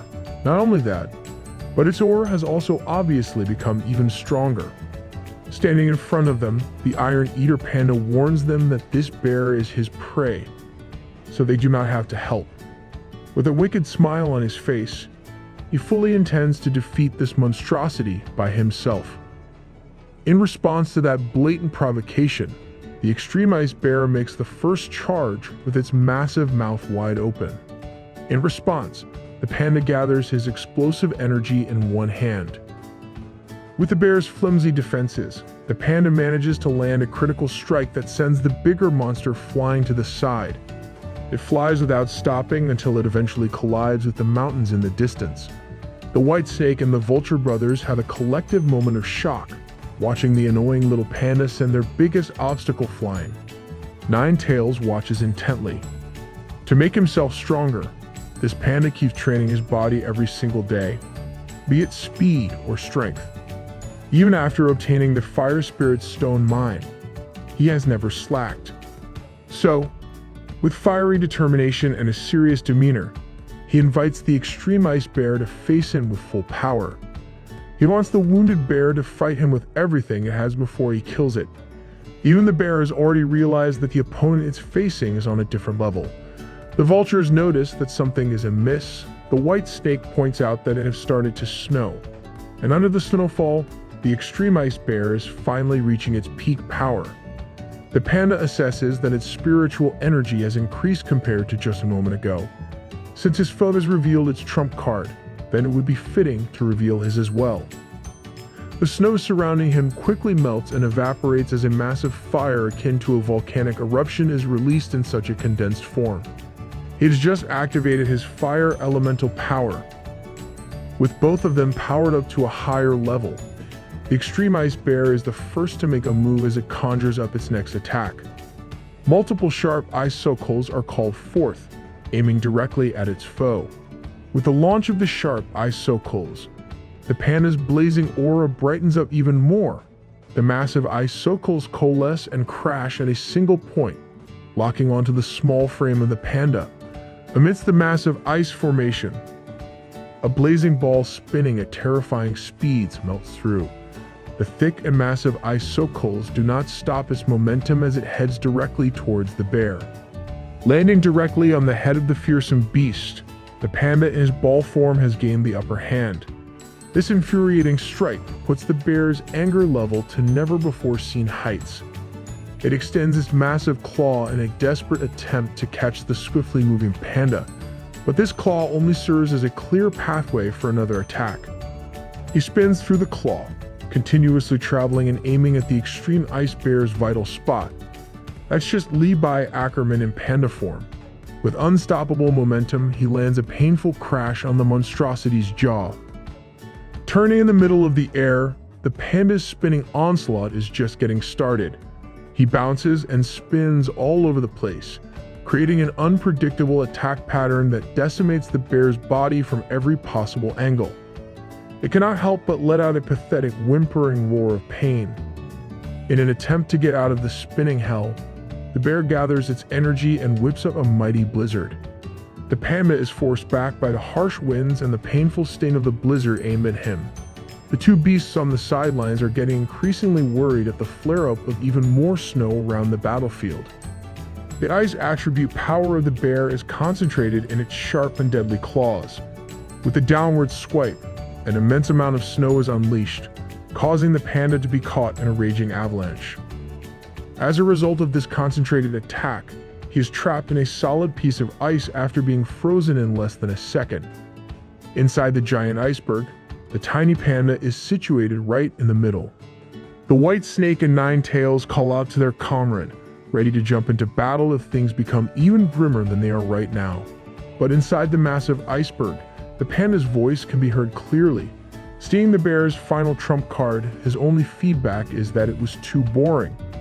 Seeing his strongest move slowly being melted and cracked from the inside, the extreme ice bear is finally experiencing true horror and disbelief. With an even brighter blaze of flame, the tiny panda manages to escape and shatter the iceberg prison. From now on, his only intent is to kill. Our boy doesn't mess around. Curling up into a ball, he crashes down like a speeding comet. With his unparalleled speed, the extreme ice bear is unable to respond as it takes the brunt of the damage on its unprotected chest. The bear goes down in the thick snow covering the land while the panda easily gets out of the way of its downfall. Just like that, the transcendent rank 2 extreme ice bear that has beaten the giant beast party is killed with multiple wounds and a gruesome hole in its chest. The white snake is quick to celebrate the panda's victory. and even the Vulture Brothers' eyes light up with joy. Ninetails gives an approving look to the panda that was annoying her just earlier. Seeing the destruction that he has caused, the Iron Eater panda slowly stands up from his seat. With an absolutely bone-chilling smile and a blood-stained face, he asks his companions if what he did was not bad. Just to get you back on track for our story, we're in the northern regions, and Iron Eater panda has just utterly demolished the fearsome extreme ice bear. He won with a wide smile on his face, blood dripping from his head. But just as the cuddly panda was celebrating his convincing victory, White Snake saw something odd. He yelled at Iron Eater panda to watch out for an incoming disaster. The extreme ice bear was still holding on by a thread of life, ready to pounce on the unsuspecting little guy. When the panda realized what was happening, it was too late. The frigid claw was already coming at him from behind. Even the vultures watching the match did not expect this turn of events. But I have to remind you that Iron Eater panda and White Snake are not the only heavy hitters in this group. In fact, they have the heaviest hitters out of all the beasts that the God Tree nurtured, including the legendary Ninetails. This extreme ice bear would desperately give its everything just to preserve what little flicker of life it had. But anyone who has played Pokemon or has some common sense knows that fire beats ice, as the fire burn skill blazed across the tundra, covering the entirety of the bear's massive body with painful burns. Even Iron Eater panda, who snacks on fire spirit stones, was taken aback by that extreme firepower. A single attack burned the white fur into a deep charred black as the bear fell into the snow. This is the power of a beast that inherited the heavenly fox bloodline and the God Tree's power. She is the number one when it comes to combat power among the 9 great beasts. Instead of awe or fear, seeing that just ignited Iron Eater panda's savagely competitive spirit, he vowed to have a life and death battle against the eldest sister one day. Let's step out of the blizzard land and beast battles to check on humanity's side in the sunny Yawn City. As you can see, the Beast Intelligence Network has improved by leaps and bounds, with the transcendent Rank 1 peregrine falcon scanning the concrete jungle. This bird, is actually looking for God Tree's favorite spirit girl, Xiaoling. The peregrine falcon has been specifically sent to her office to deliver a message written on a piece of paper. Can you imagine that this tiny piece of paper holds the future of humanity as a whole? It was a message from the God Tree himself, informing Xiaoling of Lingun's interference mission for the Envoy group. She burned that letter with relief. They're going to need to take that Envoy group seriously, given that there's someone strong in there. As of now, Xiaoling's extraordinary combat ability has allowed her to take control of half of General Li's formidable army. So, 40% of that force is in the hands of the Envoy group's leader, Li Yanhu. If that guy can't come back alive, then that only means one thing for her. Even more militant power.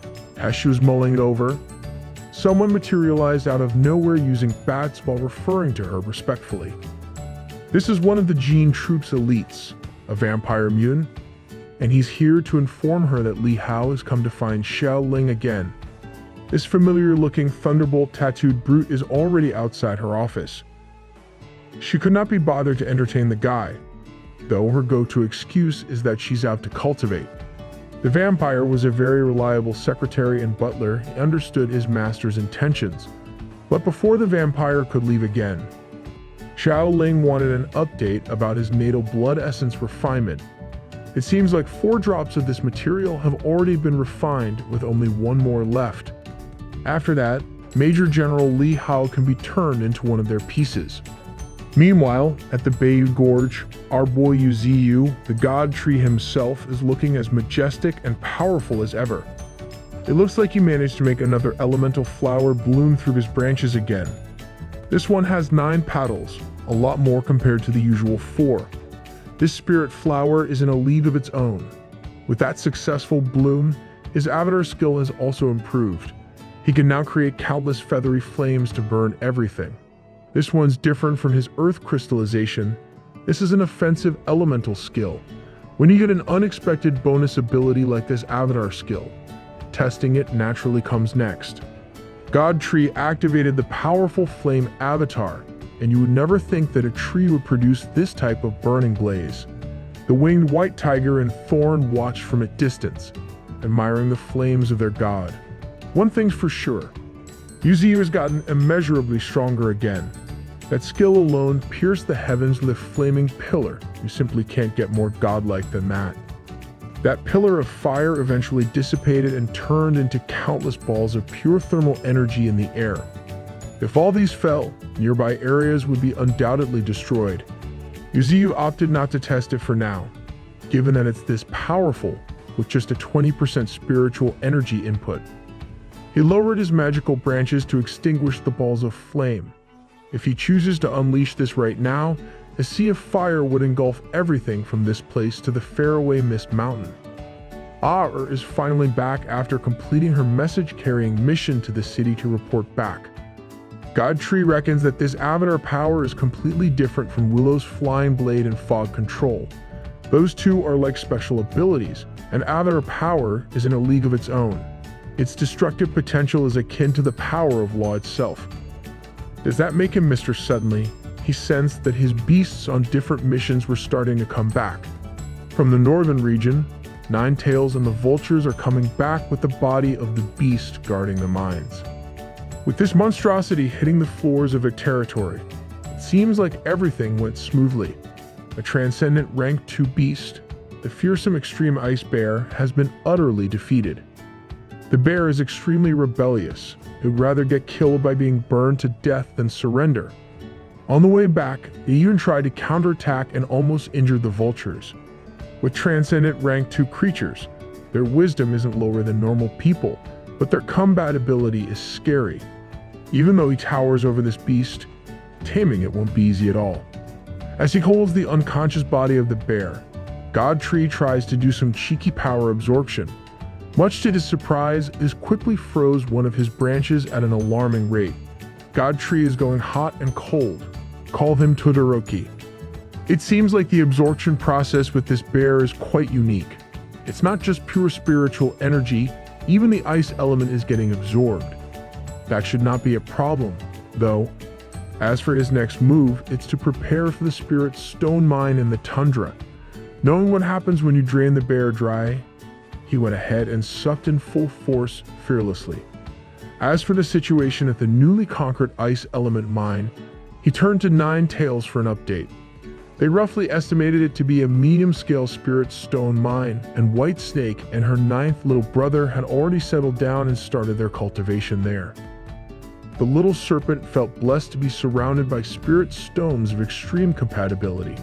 But he must cultivate quickly, otherwise, the greedy Iron Eater Panda would eat all these minerals. It's just a pity that they have too few ice attribute companions. That is a problem that can be easily solved by subduing more ice beasts. And one just happens to be half dead and defeated in front of him, so he urges the bear to follow him. Even with its fur blackened with burns and its body full of battle wounds, this monster still won't submit to anyone. That might be an admirable trait, but for the God Tree, it's just a pity. A single smash from one of his branches finally ended the suffering of the extreme ice bear. Killing a transcendent rank 2 beast netted him a total of 240,000 evolution points. He also successfully stole one of the bear's abilities. He almost forgot that his branch has a certain chance of stealing abilities. And this time, he nicked the special ability, Ice Storm. He can now turn the weather into a severe winter. A weather control ability that he got for free from smacking some bear is quite a good pickup. This is very similar to his existing fog ability. If he can develop more weather abilities, not only will it be more conducive to the survival of beasts, but also be great for future battles. It seems like it's about time for the God Tree to pack up and quickly head to the northern region. But even further north is the dry and hot city of Shi. This place is quite special because this is the place where the Federal Envoy Group is heading. Inside one of these cars is the monstrous Envoy Group's leader. Red hair looks straight at Baki the Grappler. And on the other side of this summit are the 10-country Envoy Group representatives. They hail from the Bornean holy religion and are both transcendent rank 1 cultivators. They are Elder Po Shu and the Holy Maiden.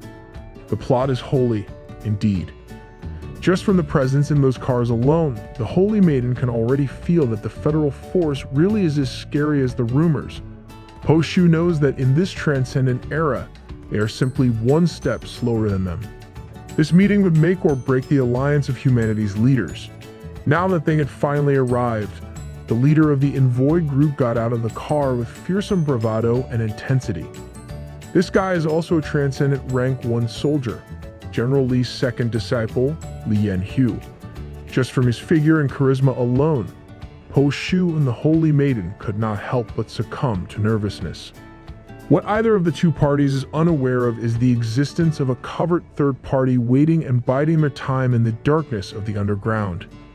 It was Qin Gong, and it was his mission to disrupt this alliance no matter what, and it was about time to get to work. With his earth power and the fearsome force of the underground rats, a fight for disruption will come soon. Every car of the envoy group has finally arrived at the gates of Shi City. Lee Yan-hyu, as expected of someone who caught General Lee's eyes and was chosen as a disciple, his raw spiritual energy is out of this world. This guy sensed the fear from those stares. He identified the people in front of him as Po-shu and the Holy Maiden. As for those inconspicuous people behind them, they are all at the beginner rank 9. It seems like the 10-country envoy group isn't as weak as Lee Yan-hyu thought. He criticized the fact that these people have brought many experts to a simple meeting this time. But the same can be said for him. Those who don't know the reason for his arrival might think that the man is storming in to start a war. Lee Yan-hyu reasoned that these soldiers were the elites of his team, and you brought them with him to help with some things or prevent any kind of accidents. Meanwhile, these puny humans are clueless about what's coming for them from underneath. Po-shu wants to stop with the jokes, given that this place would not have any danger. Besides, the city has been prepared for the discussion. No matter how you look at it, it's evident that the Federation is holding the advantage in this would-be alliance. But as both parties walk towards the city, the ground they are walking on starts to crumble. It's time for Qin Gong to shine and demonstrate his reliability. An earth strike utilizing his elemental power pierced through the ground above. The ambush was so well hidden and timed that Lee Yan-hyu was caught off guard as the floor disintegrated. The road, everything, and everyone standing on that surface were sucked into the depths. This is a massive hole by every metric you can think of. Lee Yan-hyu naturally accused Po-shu and the Shi country of setting him up, but they're all in this together. This huge pit is swallowing everyone into its deepest and darkest depths. Lee Yan-hyu has completely lost his menacing aura. He's starting to look like a moron. And that's because he just saw the eyes of countless beasts lurking in the shadows. Given their free fall into the unknown, it looks like his lieutenant would be the first victim. The soldiers were clueless and surrounded by an army of battle-ready beasts. The Holy Maiden noticed that they were being attacked by a mutant rat group. It quickly became an all-out brawl where either the humans or the beasts got wiped out. But with the incoming second wave of attack, I won't bet a single penny on humanity. The man who betrayed humanity, Qin Gong, is about to join the fray with the elite group of mutated underground rats. He's low-key jacked as hell, looking like a JoJo character with a rat stand. A rat horde is one of the beast hordes that humans don't want to encounter the most, not just because of its sheer scary quantity. What's more terrifying is they will be eaten, slowly bitten, and tortured to death. It's like being swarmed and feasted on by zombies, but a lot more painful. So now, Po-shu and the rest of this burgeoning alliance must fight and kill their way out of the ambush. It looks like this old lady has some decent combat strength with her wind manipulation techniques. Her wind blades manage to deal with some small-time rats in just a single go. Lee Yan-hyu is built a little differently. His savage force perfectly suits his violent appearance and stature. Holy Maiden also has some moves as she gracefully dispatched multiple rats as if she were dancing. The figureheads of the human side are holding on for now, but the other soldiers aren't as formidable. And that's without Qin Gong and his elite underground rat force's direct involvement yet. He has been lurking in the shadows and observing the power level of the enemy's side. And there are only 3 people who stand out: At first glance, the Holy Maiden is a little on the weak side, but Qinggong knows that she shouldn't be underestimated. As for the Federation's soldiers and Shixi's elite guards, they aren't worthy of worrying about. Now that this muscle man has a decent grasp of the battlefield, it's about time for him to jump into the fray to get his hands dirty. Elder Po Shu is out here trying to prove that age is just a number with how well she moves. Even now, they can't even fathom how this hole has been dug. It is so deep that they can't even get out. For now, they just need to kill the mutated rats, and then they can worry about the exit. But a beam of elemental force is coming for them, and it sure as hell didn't come from some rat. A mass of earth power has manifested in the middle of the dark battlefield. Elder Po Shu was the first to fall with some sharp formation of sand making a hole in her body. Qinggong is literally the Sandman as he integrates his physical body into the earth itself. Holy Maiden just watched her longtime comrade at arms get stabbed by literal dirt. This is not just a sneak attack, this is a sneak slaughter. The second you get distracted by the main event in the middle, these ferocious rats will come and rip your face off. And that's exactly what happened to Li Yanhu.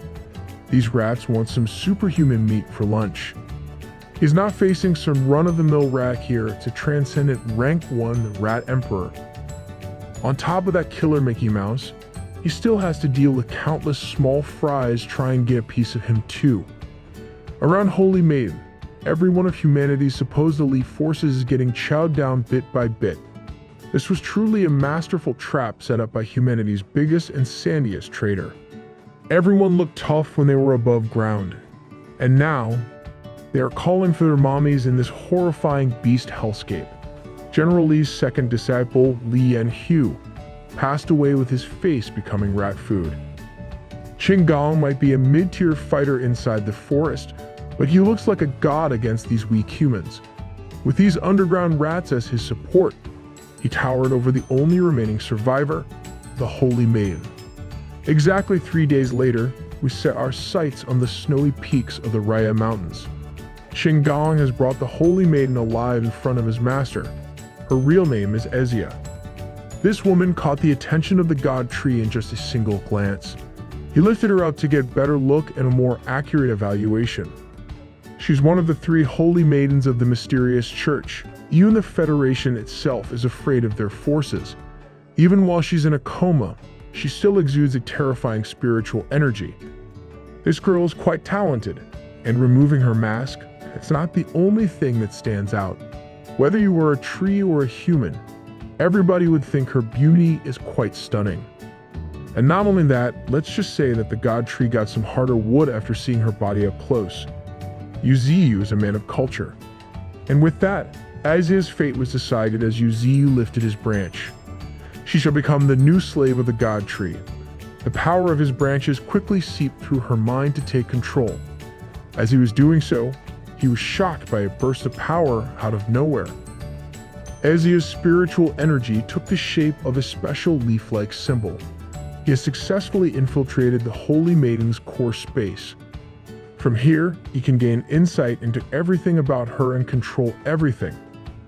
Even if he must destroy her power's internal mark and take everything in the process, that might include her spirit and soul in the worst case. The dormant but vigorous force inside her body is quite powerful and shocking. Qinggong did not expect someone he just took in on a whim to hold such immense power. After the process, this transcendent rank 1 holy maiden with snake-style combat abilities has been successfully inducted through a blood contract. And in that description, there is something new and pleasantly surprising. The blood contract includes the possibility of providing evolution points to Yuziyu as the master. Until now, he's been earning every single evolution point through direct slaughter. He's already been stained with rivers of blood. But now, a subordinate can provide the points for him. Evolution points passive income goes crazy if you think about it. He called on to Azia, and now she refers to him as master. The god tree wants to test out this new ability by letting her hunt some beasts. The beautiful holy maiden would gladly follow his every order and whim. This could be a big thing for his forces going forward. Isaac quickly set out to fulfill her master's orders, hunting down an unfortunate wolf. And to no one's surprise, it granted the god tree some evolution points, 12 to be exact. He received only this much when it was supposed to be 60, but a 1/5 yield is better than nothing. For now, it's best not to make her focus on hunting. She can return to the church and serve as an inside woman instead. With the restraint of the 10-country union, the Federation will continue to be a headache for the beasts. Controlling the entire church with as-is compatibility would be hard, and her death could possibly impact him physically as well. So for now, he has one more order for the Holy Maiden. The god tree will give her the 9-petal elemental flower to absorb, and absorbing this potent material is a do-or-die matter. But under the blood contract with the god tree, Ezia will do it without any second thoughts. She went to work and attempted to absorb the energy gently. She hasn't even absorbed half of it, and its vigor is already manifesting as a fiery beam of pure flames. But after some time, it seems like there was no rejection, and the assimilation succeeded. She stayed at the same relative level, but now she possesses the elemental power of fire, giving her physical immunity and a blazing destructive force. With her talent and elemental power, she should be able to break through Transcendent rank too soon. She needs to go to the Spirit Pond in Bayou Gorge where the God Tree will baptize her with life essence. Qinggong has done well this time by bringing in a new powerful member. He will escort her to the pond and help her acclimate to this new way of life. In the blink of an eye, a few days have passed in these snowy mountains. The slow and uneventful days were interrupted by a sudden powerful earthquake. The cause is none other than the demon cow, and his gravitational powers going crazy. There is only one explanation for this surge of power. He is finally about to break through. The powerful frame of the beast exudes a ferocious force they've never seen before. His physical frame started undergoing rapid growth and raw strength. From walking on all fours, the demon cow started to develop a posture of standing on his 2 hooves. Shocks have been coming to the god tree one by one these days. The demon cow is now a transcendent rank 2 with all of his abilities upgraded. He also gained an evolution direction towards a humanoid form. This cow has already looked like a headache to face before. Now he just looks like a final boss. But what Yuziyu cares about the most is the fact that this cow is heading towards an evolution towards a more humanoid form. This god tree desperately wants to know how to do just that. This demon cow might look more like a demon now, but Yuziyu still wants to know how to spec in this direction himself. Just give us the god tree human form already. The demon cow is not quite sure how it happened. It's just that when he was evolving, he wanted to adapt to a more convenient fighting physique. During this new spiritual energy era, there will be more and more humanoid creatures that will surface. They might even form their own culture in the future. With this new humanoid form, the demon cow also wishes to have a weapon, and he prefers the destructive force of an axe. Godtree understands, and he'll gladly improve one of his best fighter's combat abilities. A rank 3 body, branches and roots can become a formidable weapon after polishing. Its hardness alone is enough to transcend as a magical weapon by human standards. He carefully crafted an axe out of his own body to bestow upon the demon cow. This rugged and fear-inducing war axe with a burning blade will be named the Lava Tomahawk. Since the god tree is heading to the northern region, he will leave a portion of fire attribute stones for their companions, and the demon cow will stand in as the guardian of the mountain. This humanoid cow would gladly follow his master's commands. 3 days later, Azia completed the life essence baptism and was sent back to her church. Under her control, the deaths of everyone in the ambush were blamed on the Federation's force. Her stance on this incident was the catalyst for the breaking apart of the relationship between the 10-country alliance and the Federation. With that taken care of, Yuziyu headed to the northern region with Nine Tails by his side. The demon cow was left in charge of the Fog Mountain with the help of other formidable beasts. In the harsh and cold environment of the extreme north, fearsome beasts roam freely. But that's only until they become unfortunate enough to become live fertilizer for the god tree's growth. He was picking up wolves and all sorts of beasts as if he were picking berries. He was leaving a trail of death and destruction wherever his roots passed by. No living thing was spared. With his astonishing speed of travel, they have arrived at their destination, a snow-covered region on an island. The white snake and iron eater panda have been waiting for their master's arrival for quite some time now. It seems like the ice spirit stone mine here has helped the duo a lot. Their aura increased significantly. The little cuddly panda is proud to announce that he devoured countless spirit stones. Under the cover of the god tree's massive roots, these two were like tiny specks of dust.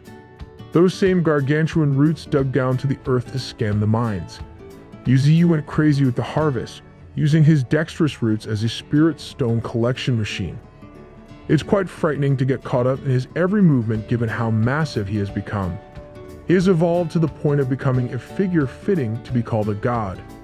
And now he's literally extending a branch for his beasts to improve themselves as well. He coated one of his branches with rich and pure fire attribute essence that 9 tails can absorb. The duo of white snake and iron eater panda can also peacefully cultivate under his safe cover. It's about time for the beasts of the mountains to improve themselves even more. While they are doing that, the god tree himself will not slack off either. After a few days, Yuziyu's spiritual energy had finally broken through the 5.5 million mark. During this period, his tree roots pierced through the ice layer, indiscriminately hunting and slaughtering marine life. Moreover, he would soon have nearly 4.5 million evolution points in the bank. Except for the 500,000 he already possessed, the rest were all obtained through his recent grind. Most of it came from the creatures in the shallow sea. He had already gained so much in this area, so it seemed like the deep sea was naturally more abundant with resources. There might even be creatures that could pose a threat to him. To alleviate that concern, he decided to strengthen the rest of his tree roots using 300,000 evolution points. Meanwhile, in the Fog Mountain, it seemed like Demon Cow was under stress, shouting the names of the baby mutated beasts. To add to his panic, he saw a trail of blood leading out of the woods. The sight of this gave him a deeply foreboding feeling. Something was afoot in the mountains, and Demon Cow had to find out what it was. Sparky and Green Mantis were quietly hanging out when they heard the cow's loud cry. Emperor Alligator also arrived at the scene to investigate what was happening. As soon as the reptilian arrived, he noticed and smelled the disturbing presence of blood. The baby mutants, Along and Da Shi, had disappeared from their beast nursery. Emperor Alligator didn't want to jump to any grim conclusions and wanted to conduct a proper search first. But Demon Cow felt differently because he discovered something that would trigger a code red. Seeing one of the baby mutants battered and injured, things wouldn't be so simple from here on out. Even the usually level-headed Alligator felt something snap after seeing the critical condition of the baby. It looked like something disturbing had been brewing inside the Fog Mountain. The members of the 9 great beasts inside the mountain convened a meeting along with their entire combat force. The baby beast lay before them, and the cruelty that the little guy had experienced could not be understated. The person affected the most was Lang Feng. He had been with these baby beasts since day one. Demon Cow took responsibility for being complacent regarding Fog Mountain's safety. He was the one who allowed the children to play however they wanted. Those 3 beasts had good talents that even their god tree praised. They were cubs that needed to be nurtured properly. Lang Feng had entrusted these babies to Demon Cow's care with full trust. If they could not be found, or if anything were to happen to them, Lang Feng himself would kill Demon Cow, even at the cost of his life. Thorn chimed in and tried to de-escalate the rising tension. No one wanted this to happen to the infants. Emperor Alligator also remained calm and wanted to keep everyone on track for the search first. The Tempest Wolf King had conducted a preliminary search, but the enemy was skilled at concealing their scent and tracks. Our reptilian boy would take a crack at it. The enemy chose to move when the god tree was not around while concealing their presence. This was premeditated. He wouldn't let anything worse happen. He was going to look for any signs using his precise tracking skills. That sensing energy spread throughout the whole mountain in an instant. It did not take too long for some signs of the abduction to pop up. Beyond the woods, almost outside of the fog mountains, some shady figures were hurriedly moving as fast as they could. The Emperor Alligator locked onto them with murderous intent. And, to no one's surprise, they were humans again. Hearing this almost made Demon Cow crazy with rage. These puny people just kept on testing their patience. These ninja-looking men were desperately increasing their pace while carrying two tiny cages. They were the Sakura Country Yaju, led by Sato Jun. Someone had informed this group that the demon tree was the only beast worthy of fear in this mountain. But behind them, a level of monstrous killing intent enveloped the entire woods and was getting closer. It seemed like they had been deceived by some soldier of the Federation. They had gone to this extent to bring back a beast that they believed to be the reincarnation of Yamada no Orochi, his Sakura country. This was their country's only hope for salvation. And now, they had to try their hardest to escape from the worst beast hellscape on Earth. With a fearsome energy coming after them, it was evident that they had been discovered.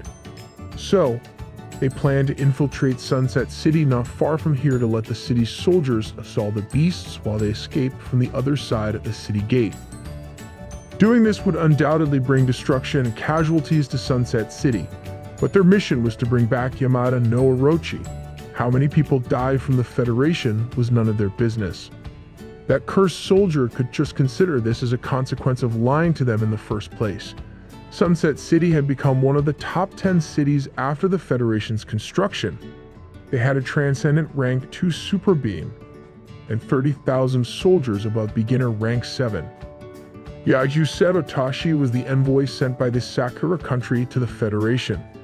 He was supposed to scout the Fog Mountain for a strategy mission, only to discover a 3-headed snake likely to be the reincarnation of a divine beast.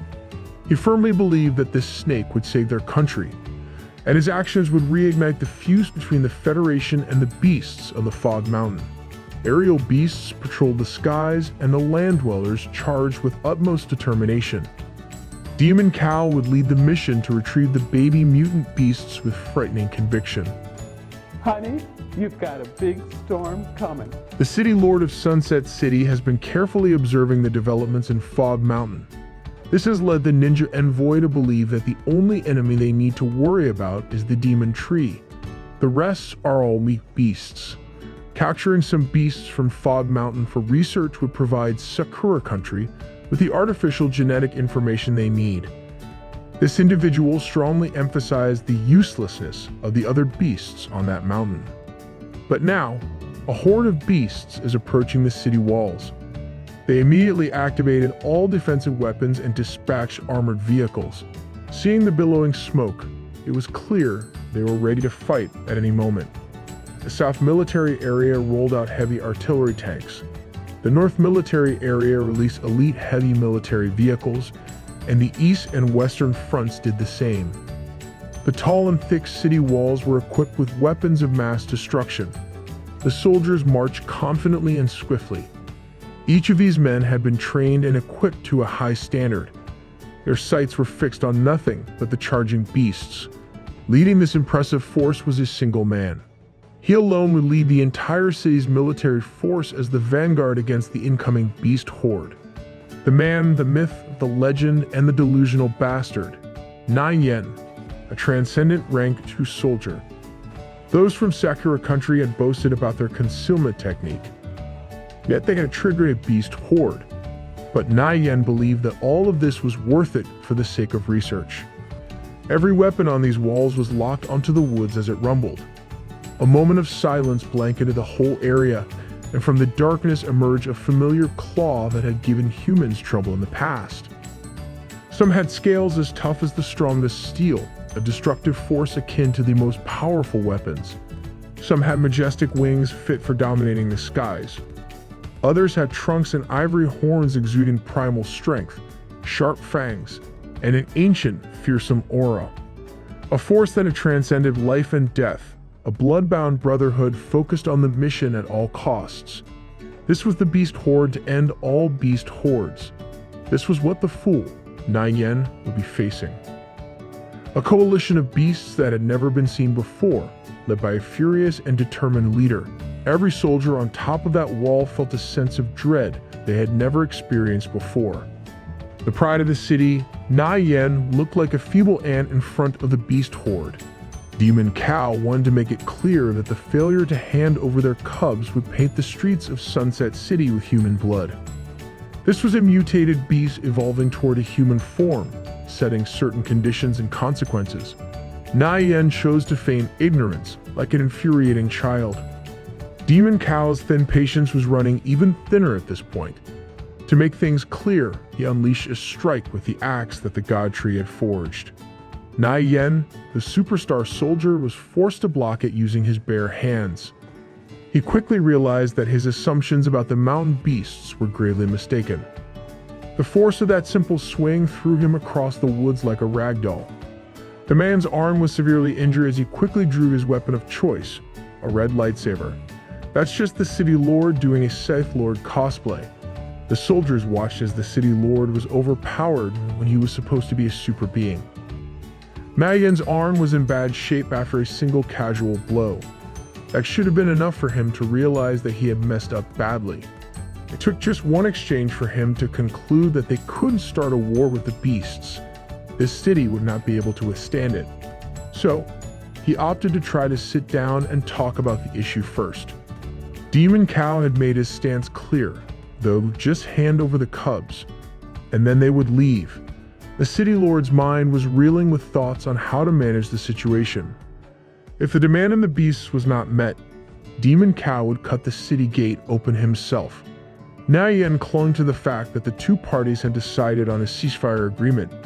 That was his last lifeline of hope to try and stop the destruction of the city, but a single bullet would cut it.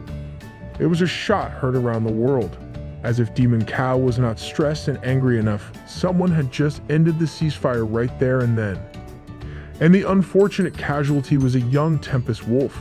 A spiritual energy transcend bullet was made to deal with transcendent rank 1 beasts and could easily kill a beginner rank 9. The 3 figures that had triggered the event in the first place had ignited the fire. This was the consequence of lying to the Sakura country envoy. With this, the Federation would be forced to handle the beast horde with all their insufficient might. The Tempest Wolf King had murder in his eyes. No soldier in their right mind would fire without the order of the City Lord. But that did not matter. A single bullet had kickstarted a war that would pit humanity and beasts against each other once again. As for the ninjas of Sakura country, they would abandon the gene modification plan data and focus on bringing the cubs back home. Sunset City's black armored army is composed of elite soldiers, with the weakest among them being at beginner rank 8. They were acclaimed as the strongest generation, and now they have no choice but to fight tooth and nail against the beast horde. Today, they are determined to lay down their lives with all their might. A barrage of bullets, heavy artillery, and everything in their arsenal rains down from the wall. On the side of the beasts, Demon Cow ordered the Firebirds to retaliate accordingly. The flaming vultures aimed their fire meter feathers at the forces above the wall. This brought about enough destruction to rival humanity's technology. Countless soldiers were quickly burnt to a crisp right then and there. As for the true aerial force of the Fog Mountain, Ada and the Peregrine Falcons charge in to destroy the thick city wall. These birds are hardened veterans who have gone toe-to-toe against humanity's strongest. They dive in with no regard for their own bodies, just to destroy this supposedly indestructible wall. Now that a portion of their line of defense has been decimated, everything is falling apart. One superhuman soldier equipped with a lightsaber jumps from the wall to target one of the falcons. He is met with a beam of pure energy coming at him at blinding speeds. This is a ranged attack that the White Tiger developed after his wings sprouted. A single hit is enough to send a man's soul into hell. The wide formation of the soldiers allows them to continue a barrage of focused fire against the beasts. Of course, with this much firepower, the weaker creatures suffer as well. The wall-mounted automatic weapons are particularly destructive and effective in holding the horde off. It appears that the 8th of the 9 great beasts will promptly give an answer to that though. This beast actually scales the tall wall with nothing but grit and pure primal strength. The force from those sharp claws is enough to turn a state-of-the-art weapon into a piece of junk. Seeing Tyrannotitan, a real-life dinosaur augmented to a fearsome degree, planted the fear of God in the soldiers' hearts. A feast of flesh and fear has started on top of the walls. War Armor Boar is like an unstoppable train charging into the front line as if it's nobody's business. A quick succession of fatal attacks, enhanced by blue lightning, tears through the enemy lines. The culprit is our goofy but extremely deadly boy, Bald Head. Another one of these pesky superhuman soldiers wielding a lightsaber dares to go head-to-head with Bald Head. An attack from that green blade looks quite devastating at first glance. And it appears he's not alone. Another guy with a purple lightsaber jumps in out of nowhere for a two-pronged defense. Bald Head's next move is quite critical now that he's being targeted from two tricky angles. Thankfully, he has not slacked in his training and developed an area of effect attack called Thunder Resonance. Golden Silk Monkey is also going crazy with his trusty stick. These humans are no match against a small monkey with an ordinary pole. The Tempest Wolves exude a different air of ferocity, fueled by the shot that started this war. Some superhuman soldiers messed up and wound up in the middle of a colony of giant mutant ants. Their worldview has been completely shattered. This is not a level of combat ability that beasts should possess. The soldiers are resorting to bigger guns and higher-level weapons of mass destruction just to gain an advantage. But that might not even be possible with the threat of the vultures shooting fire meteor feathers relentlessly. The military's explosive weapons end up literally backfiring at them. The troops, dubbed as the strongest generation, appear as vulnerable amateurs in front of these beasts. Every single one of the city lord's black armor troops shouldn't be beaten by beasts of the same level in a one-on-one. But that's not the case here. They are like defenseless weaklings being mercilessly crushed by a cascade of pure savagery. And as for the city lord himself, the fool Nyan, he's about to get some too. Leader versus leader, the otherworldly demon cow versus Sunset City's premier defender is about to begin. This cow came here to clear something up. They are not normal beasts in any metric. Fear, anger, despair, and hopelessness engulf the haughty city lord due to his foolish actions. Wielding his red lightsaber, he refuses to go down without a fight against the demon cow. But even with all that, it is looking like it won't be much of a fight. Demon Cow simply grabs the blade of the lightsaber with his bare hands. He wants this human to look at him bleed, think, and rage. The two of them are not so different after all. Meanwhile, the inner Sunset City is slowly feeling the effects of the beast horde. In these quiet streets, Thorn, Qinggong, and Sparky have successfully sneaked in with the mutant ant's sensing technique. He's been using his antenna to pinpoint the location of the true culprits. A successful detection will only mean one thing for the unfortunate ninjas. A single armored vehicle drives through the empty streets of the city, clearly going above the speed limit. Inside this escaping vehicle is the primary objective of the beast horde. They are heading in the southwest direction to exit the city. Contrary to the inner city's peace and quiet in the middle of the night, the war between the beast horde and the black armor troops is reaching its forceful climax. A huge chunk of the impenetrable wall was brought down by the sheer strength of the beasts. Sato Jun and his cronies are in their getaway armored car, hoping that the military can last a few more minutes. These Sakura country morons fail to consider that there might be some superhuman soldiers stationed at the exit, and that cost them their fastest mode of travel in an explosion. This soldier in particular does not seem like run-of-the-mill fodder either. These ninjas are now facing another pursuer, but this time, it's another human. The Federation wasn't really planning to give them the gene modification data. They had a target on their backs as soon as they left Sakura, but Savajun will stop at nothing to bring the reincarnation of Yamada no Orochi back home. The superhuman soldier won't let that happen so easily, though. Suddenly, an elderly bald man with a flowing white beard materialized out of thin air. It's Elder Yeju himself. His Sakura and Void group also planned to steal the gene modification data from the start. And that's because these dumb humans just can't trust each other. With the explosion of the getaway vehicle, more soldiers jumped in to stop the advance of the envoys. The ninjas are ready to kill to advance under the leadership of Elder Yaju. Humans are fighting humans while the city's last line of defense is rapidly crumbling. Before these idiots could even start their pointless fight, the ground started to behave abnormally. Every party involved had their vision obscured by a thick dust storm. In the middle of this is Qinggong and his outstanding capability to control the earth. Old man Yaju shivered in his boots after seeing a person coming out of the dust storm. It was Thorn. She made quick work of Sunset City's finest using her deadly vines as she set her sights on the Sakura envoys. As for the first responders of the human altercation, their fates are also sealed with Sparky sneaking up from behind. And when this golden mutant ant is involved, heads will always fly.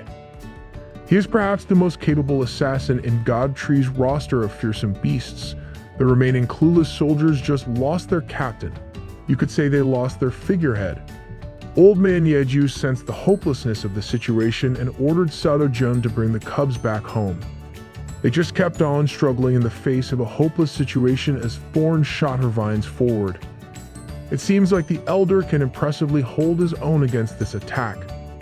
Grandpa is out here trying to complete the mission at all costs. He truly believes that this elite team from Fog Mountain is no match for him. Instead of focusing on the enemy that has killed their captain, the soldiers are still fixated on the escaping envoy. That is a mistake that the monstrous Qinggong would gladly take advantage of. He's jumping in with the might of Earth itself. Sato Jun is now on the run with the cubs. He's traversing the urban jungle on foot and gritting his teeth in hopes of survival. But it looks like the ninja has failed his mission. He was so close yet so far. Sparky's blades are upon him. There is literally nowhere to run in this scenario. Sato Jun tried his hardest, but Sparky was just a step ahead. Ants have more limbs after all. And on the front lines of the raging war, Emperor Alligator is displaying his might, just in case you forgot that he's built differently. This red reptile dove in with his whole scaly body and collapsed another part of the wall. With this much damage to their pride and absolute defense, the city wall has fallen, and Sunset City is officially open for the beast horde. The humans had to resort to using the artillery from the vehicles and tanks inside. Explosive rockets homed in on the Emperor Alligator. This type of attack is not new to him now. He can deal with this on his own, but Pillar of Flame shot in with the assist. The two reptilians and the 9 great beasts have formed an unbeatable team to decimate the militant force. Tyrannotitan is literally and figuratively cooking these noobs. Dinosaurs went extinct, and this one is taking his rage out on humans. That's just unfair. As for the city lord, the man who's supposed to be the strongest individual in this city, he's not doing well either.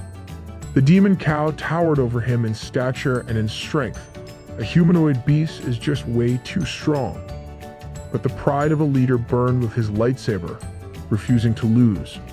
It's his special move, a sharp wide swing that covers a large area, the Desert Storm Slash. A mediocre move like that was child's play to block with a simple gravity manipulation by Demon Cow.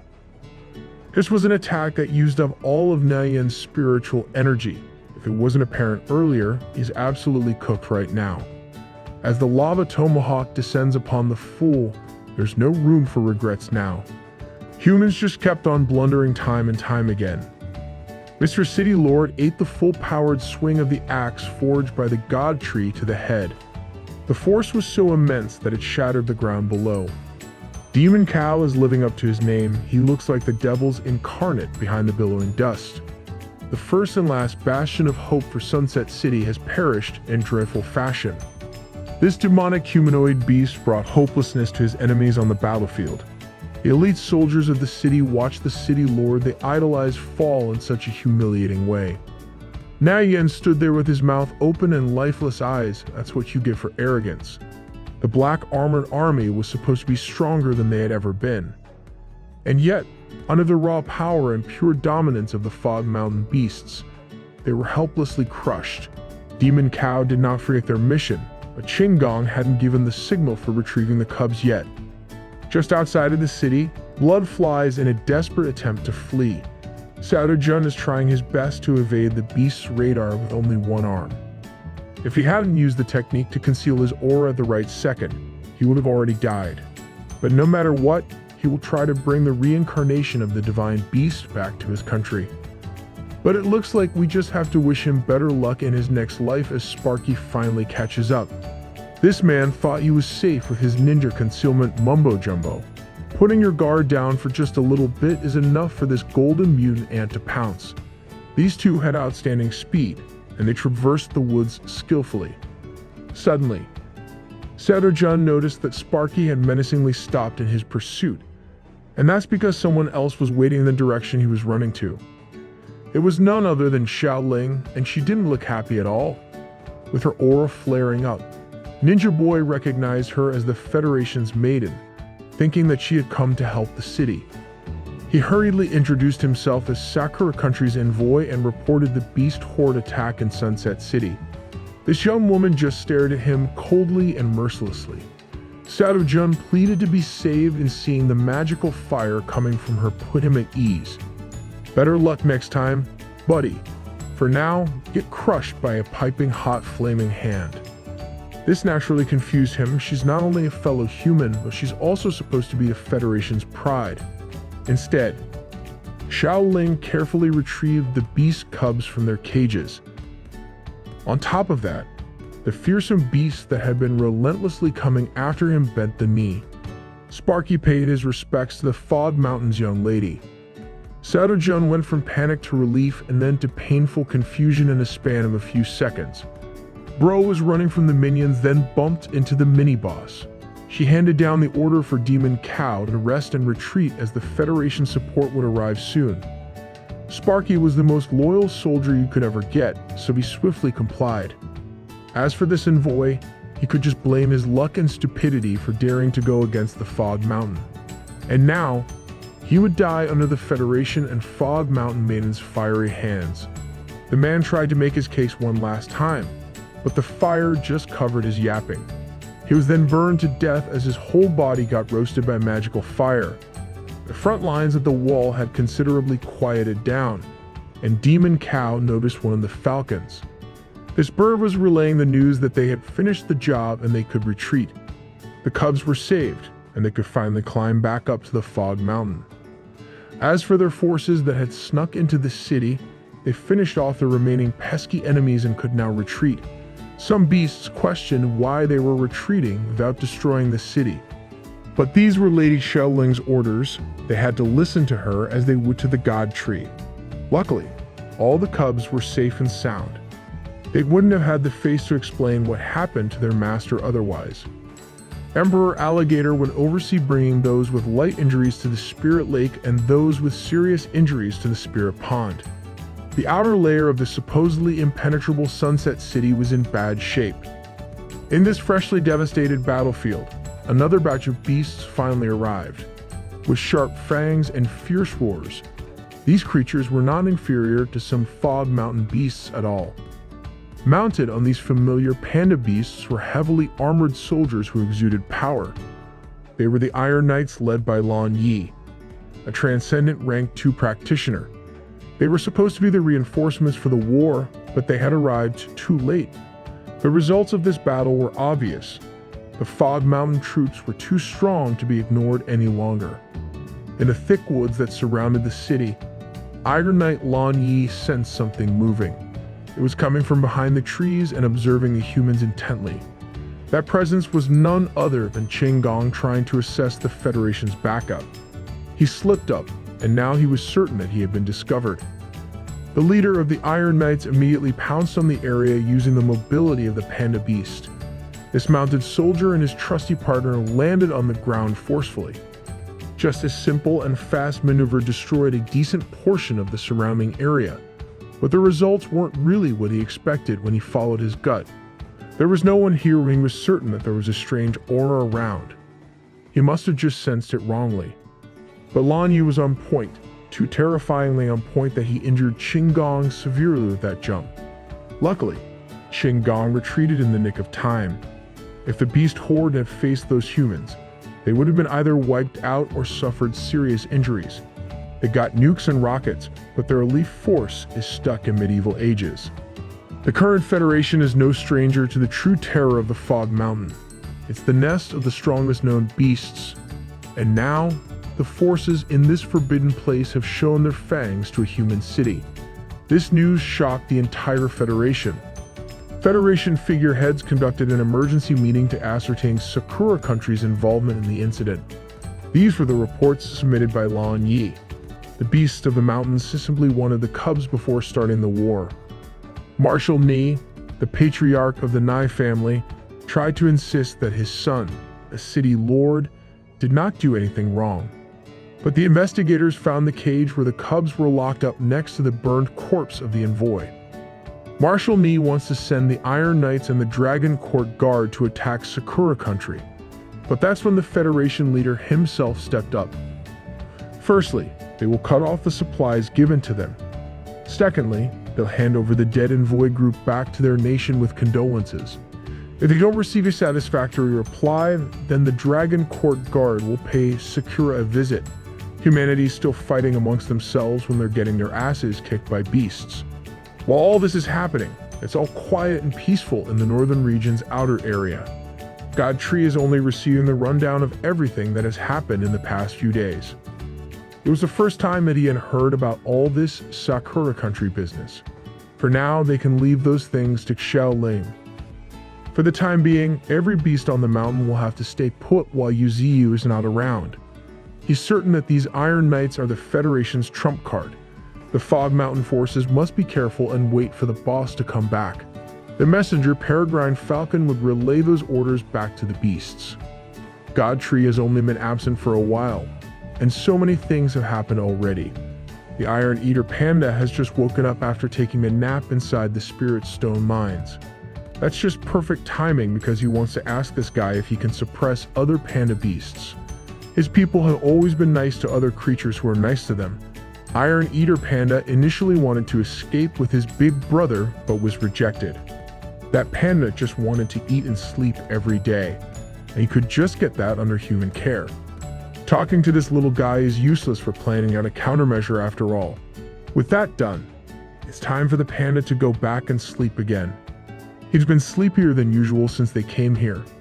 Pandas are a high-ranked race that listens to the will of stronger people. They have a bear's power, a cat's speed, a shocking bite force, and invincible claws.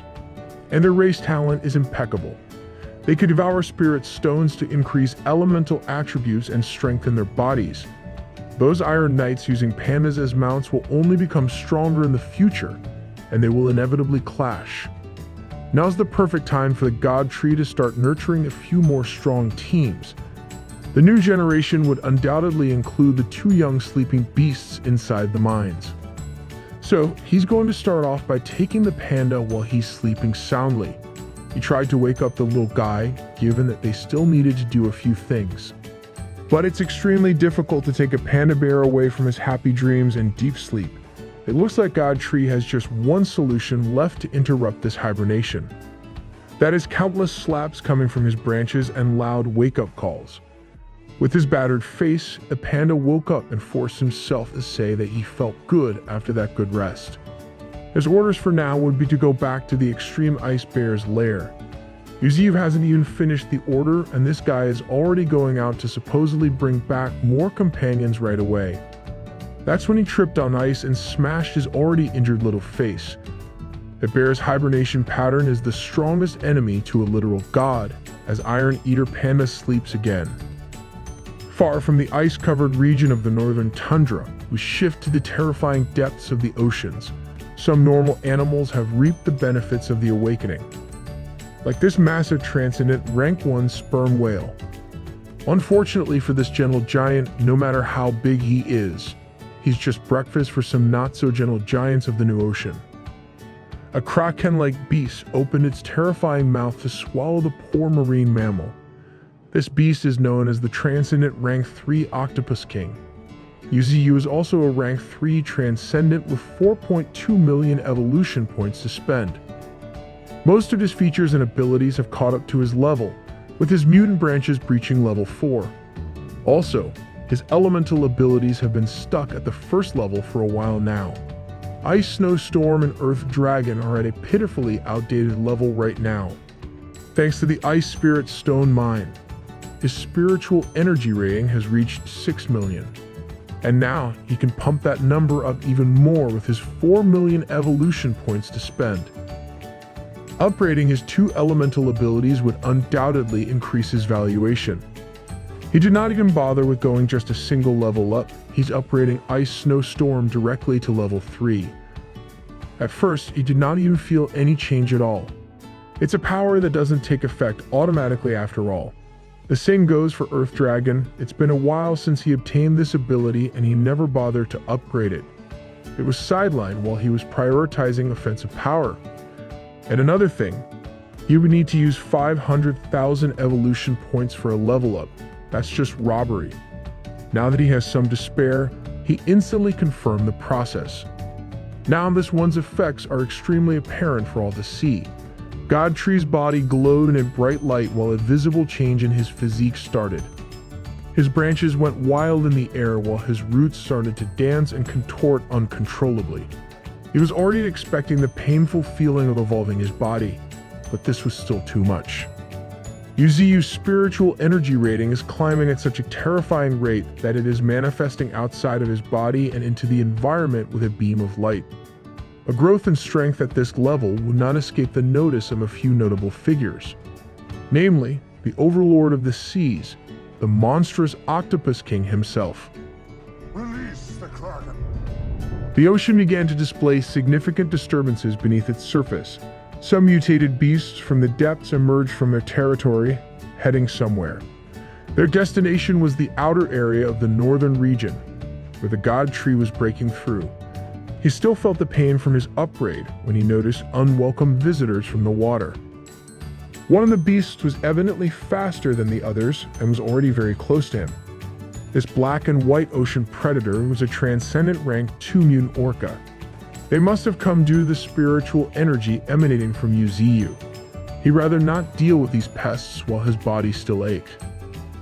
The attack pattern of this sea creature was quite straightforward.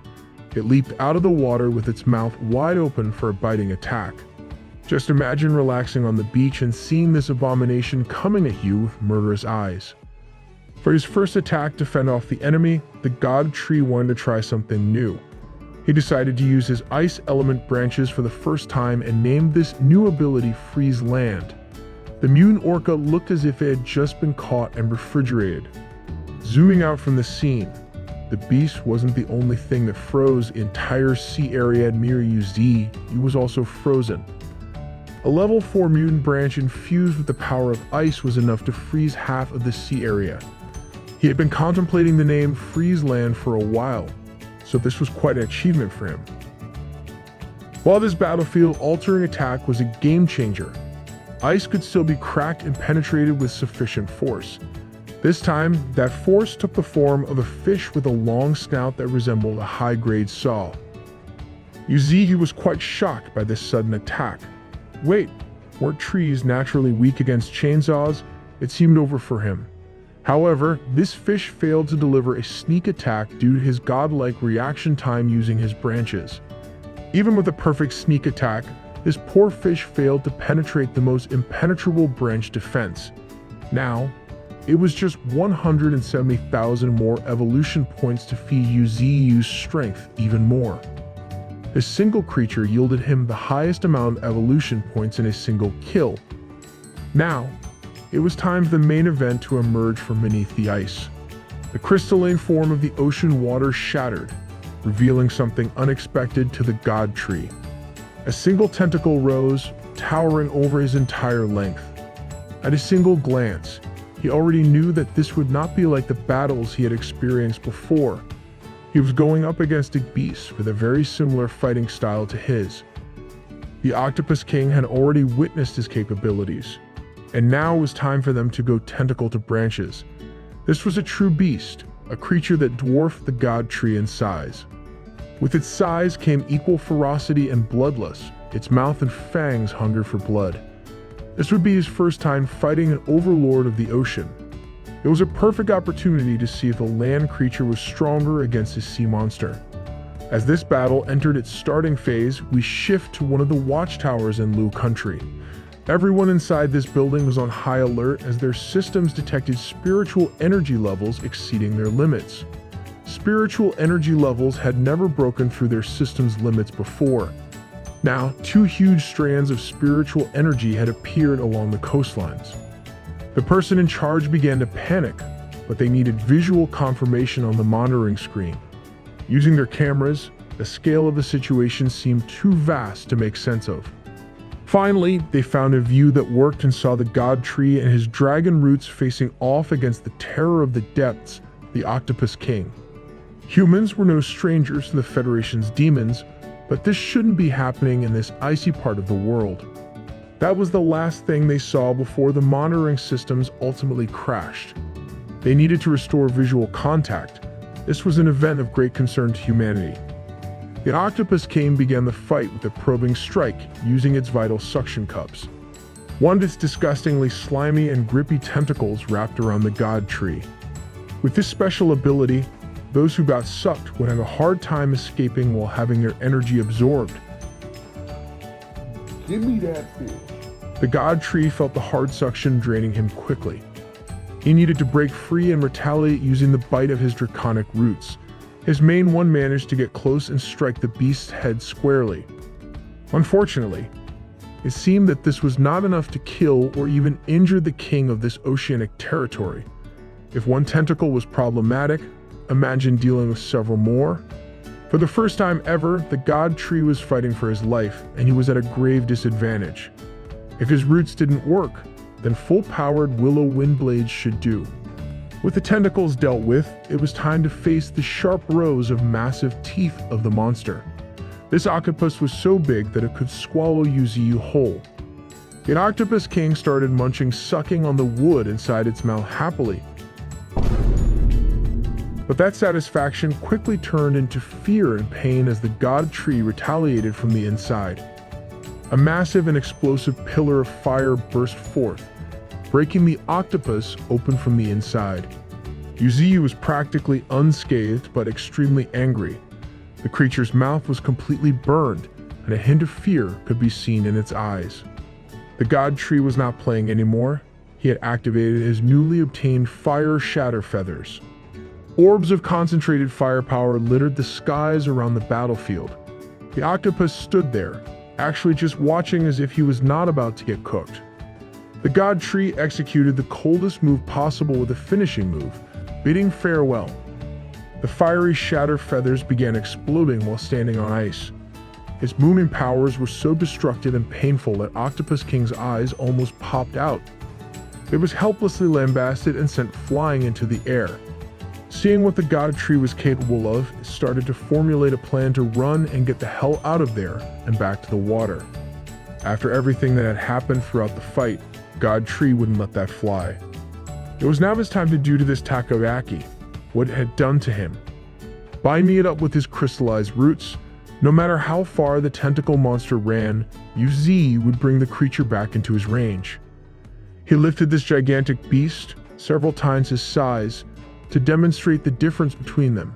Injured from the explosions and tired from its first attempt, Octopus King looked drained, but that was until it opened its eyes, full of life again. God Tree fell for its plan to escape using the special ability, corrosive ink. He realized his blunder as the dubious material shot out, directly aiming at him. The dark substance landed and covered a wide area of his body, roots and branches.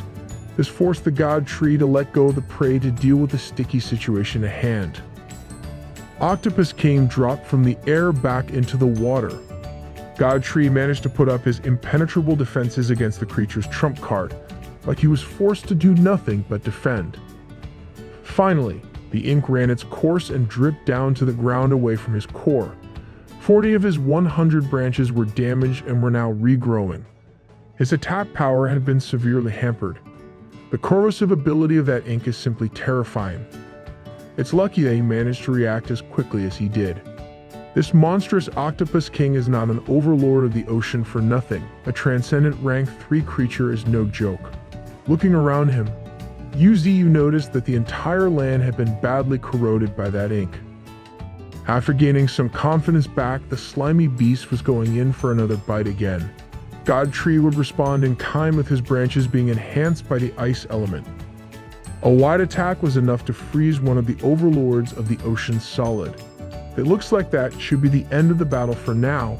The seafood's last-ditch effort ended miserably. This battle was not easy by any means. An opponent of this level should not be underestimated at all. Right after this clash, he handed down the order to one of the falcons to call everyone to come north. Tonight, they would be having octopus for a lavish feast. Evening came, and every member of the 9 great beasts and the notable figures of the Fog Mountain gathered around the fire, roasting one of the strongest creatures from the ocean. Its meat was so tough that ordinary beings couldn't even take a bite. Its defense was still so strong even after death. Tyrannotitan was too hasty in eating and got choked by a large piece of meat. That meat is at the highest level of Sus. White Tiger was still sweet to his tutor and friend, Thorn, without any self-awareness. God Tree watched everyone under his jurisdiction have some fun for a change. Even Nine Tails missed this. It had been a long time since it was this lively. There was also some good news that Emperor Alligator was already on the verge of a breakthrough. As for White Tiger, this cat was still stuck at Transcendent Rank 1 for such a long time.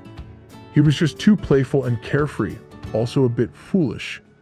Thorn looked at the scale of their dinner tonight and could only think of one thing. Her master's combat ability was continuously getting scarier. At this rate, it was possible for him to dominate the entire world in the future. While they were celebrating, Qing Gong noticed that someone was missing. It was the porcupine with no screen time at all. As everyone was in a jolly mood, eating and drinking happily, the white crane was crying for some reason. God Tree remembered that he had something to do once his forces had gathered here. Using his strong roots, he poked through 3 points in the Octopus King's head. He harvested 3 organs that were clearly special as they emanated a unique force. Every single beast in the vicinity saw and felt these 3 special organs and drooled on the spot. It seems that these 3 hearts were very attractive to any beasts. An octopus has 3 hearts and 9 brains. And a transcendent rank 3's heart is like a treasure. It's an evolution herb for beasts. So, to keep it fair and square, God Tree decided to cut these 3 into equal parts. Much to everyone's surprise, he then distributed everything to his family. Glacier the Mammoth and Emperor Alligator had theirs. Qinggong, Wild Armor Boar, and Golden Silk Monkey drooled at their parts. Thorn and White Tiger gratefully accepted theirs. The Spider and Bald Head happily held their share. All they had to do was eat up the rare treasure and get stronger for the sake of the God Tree. Like and subscribe to see the squad's wild evolutions.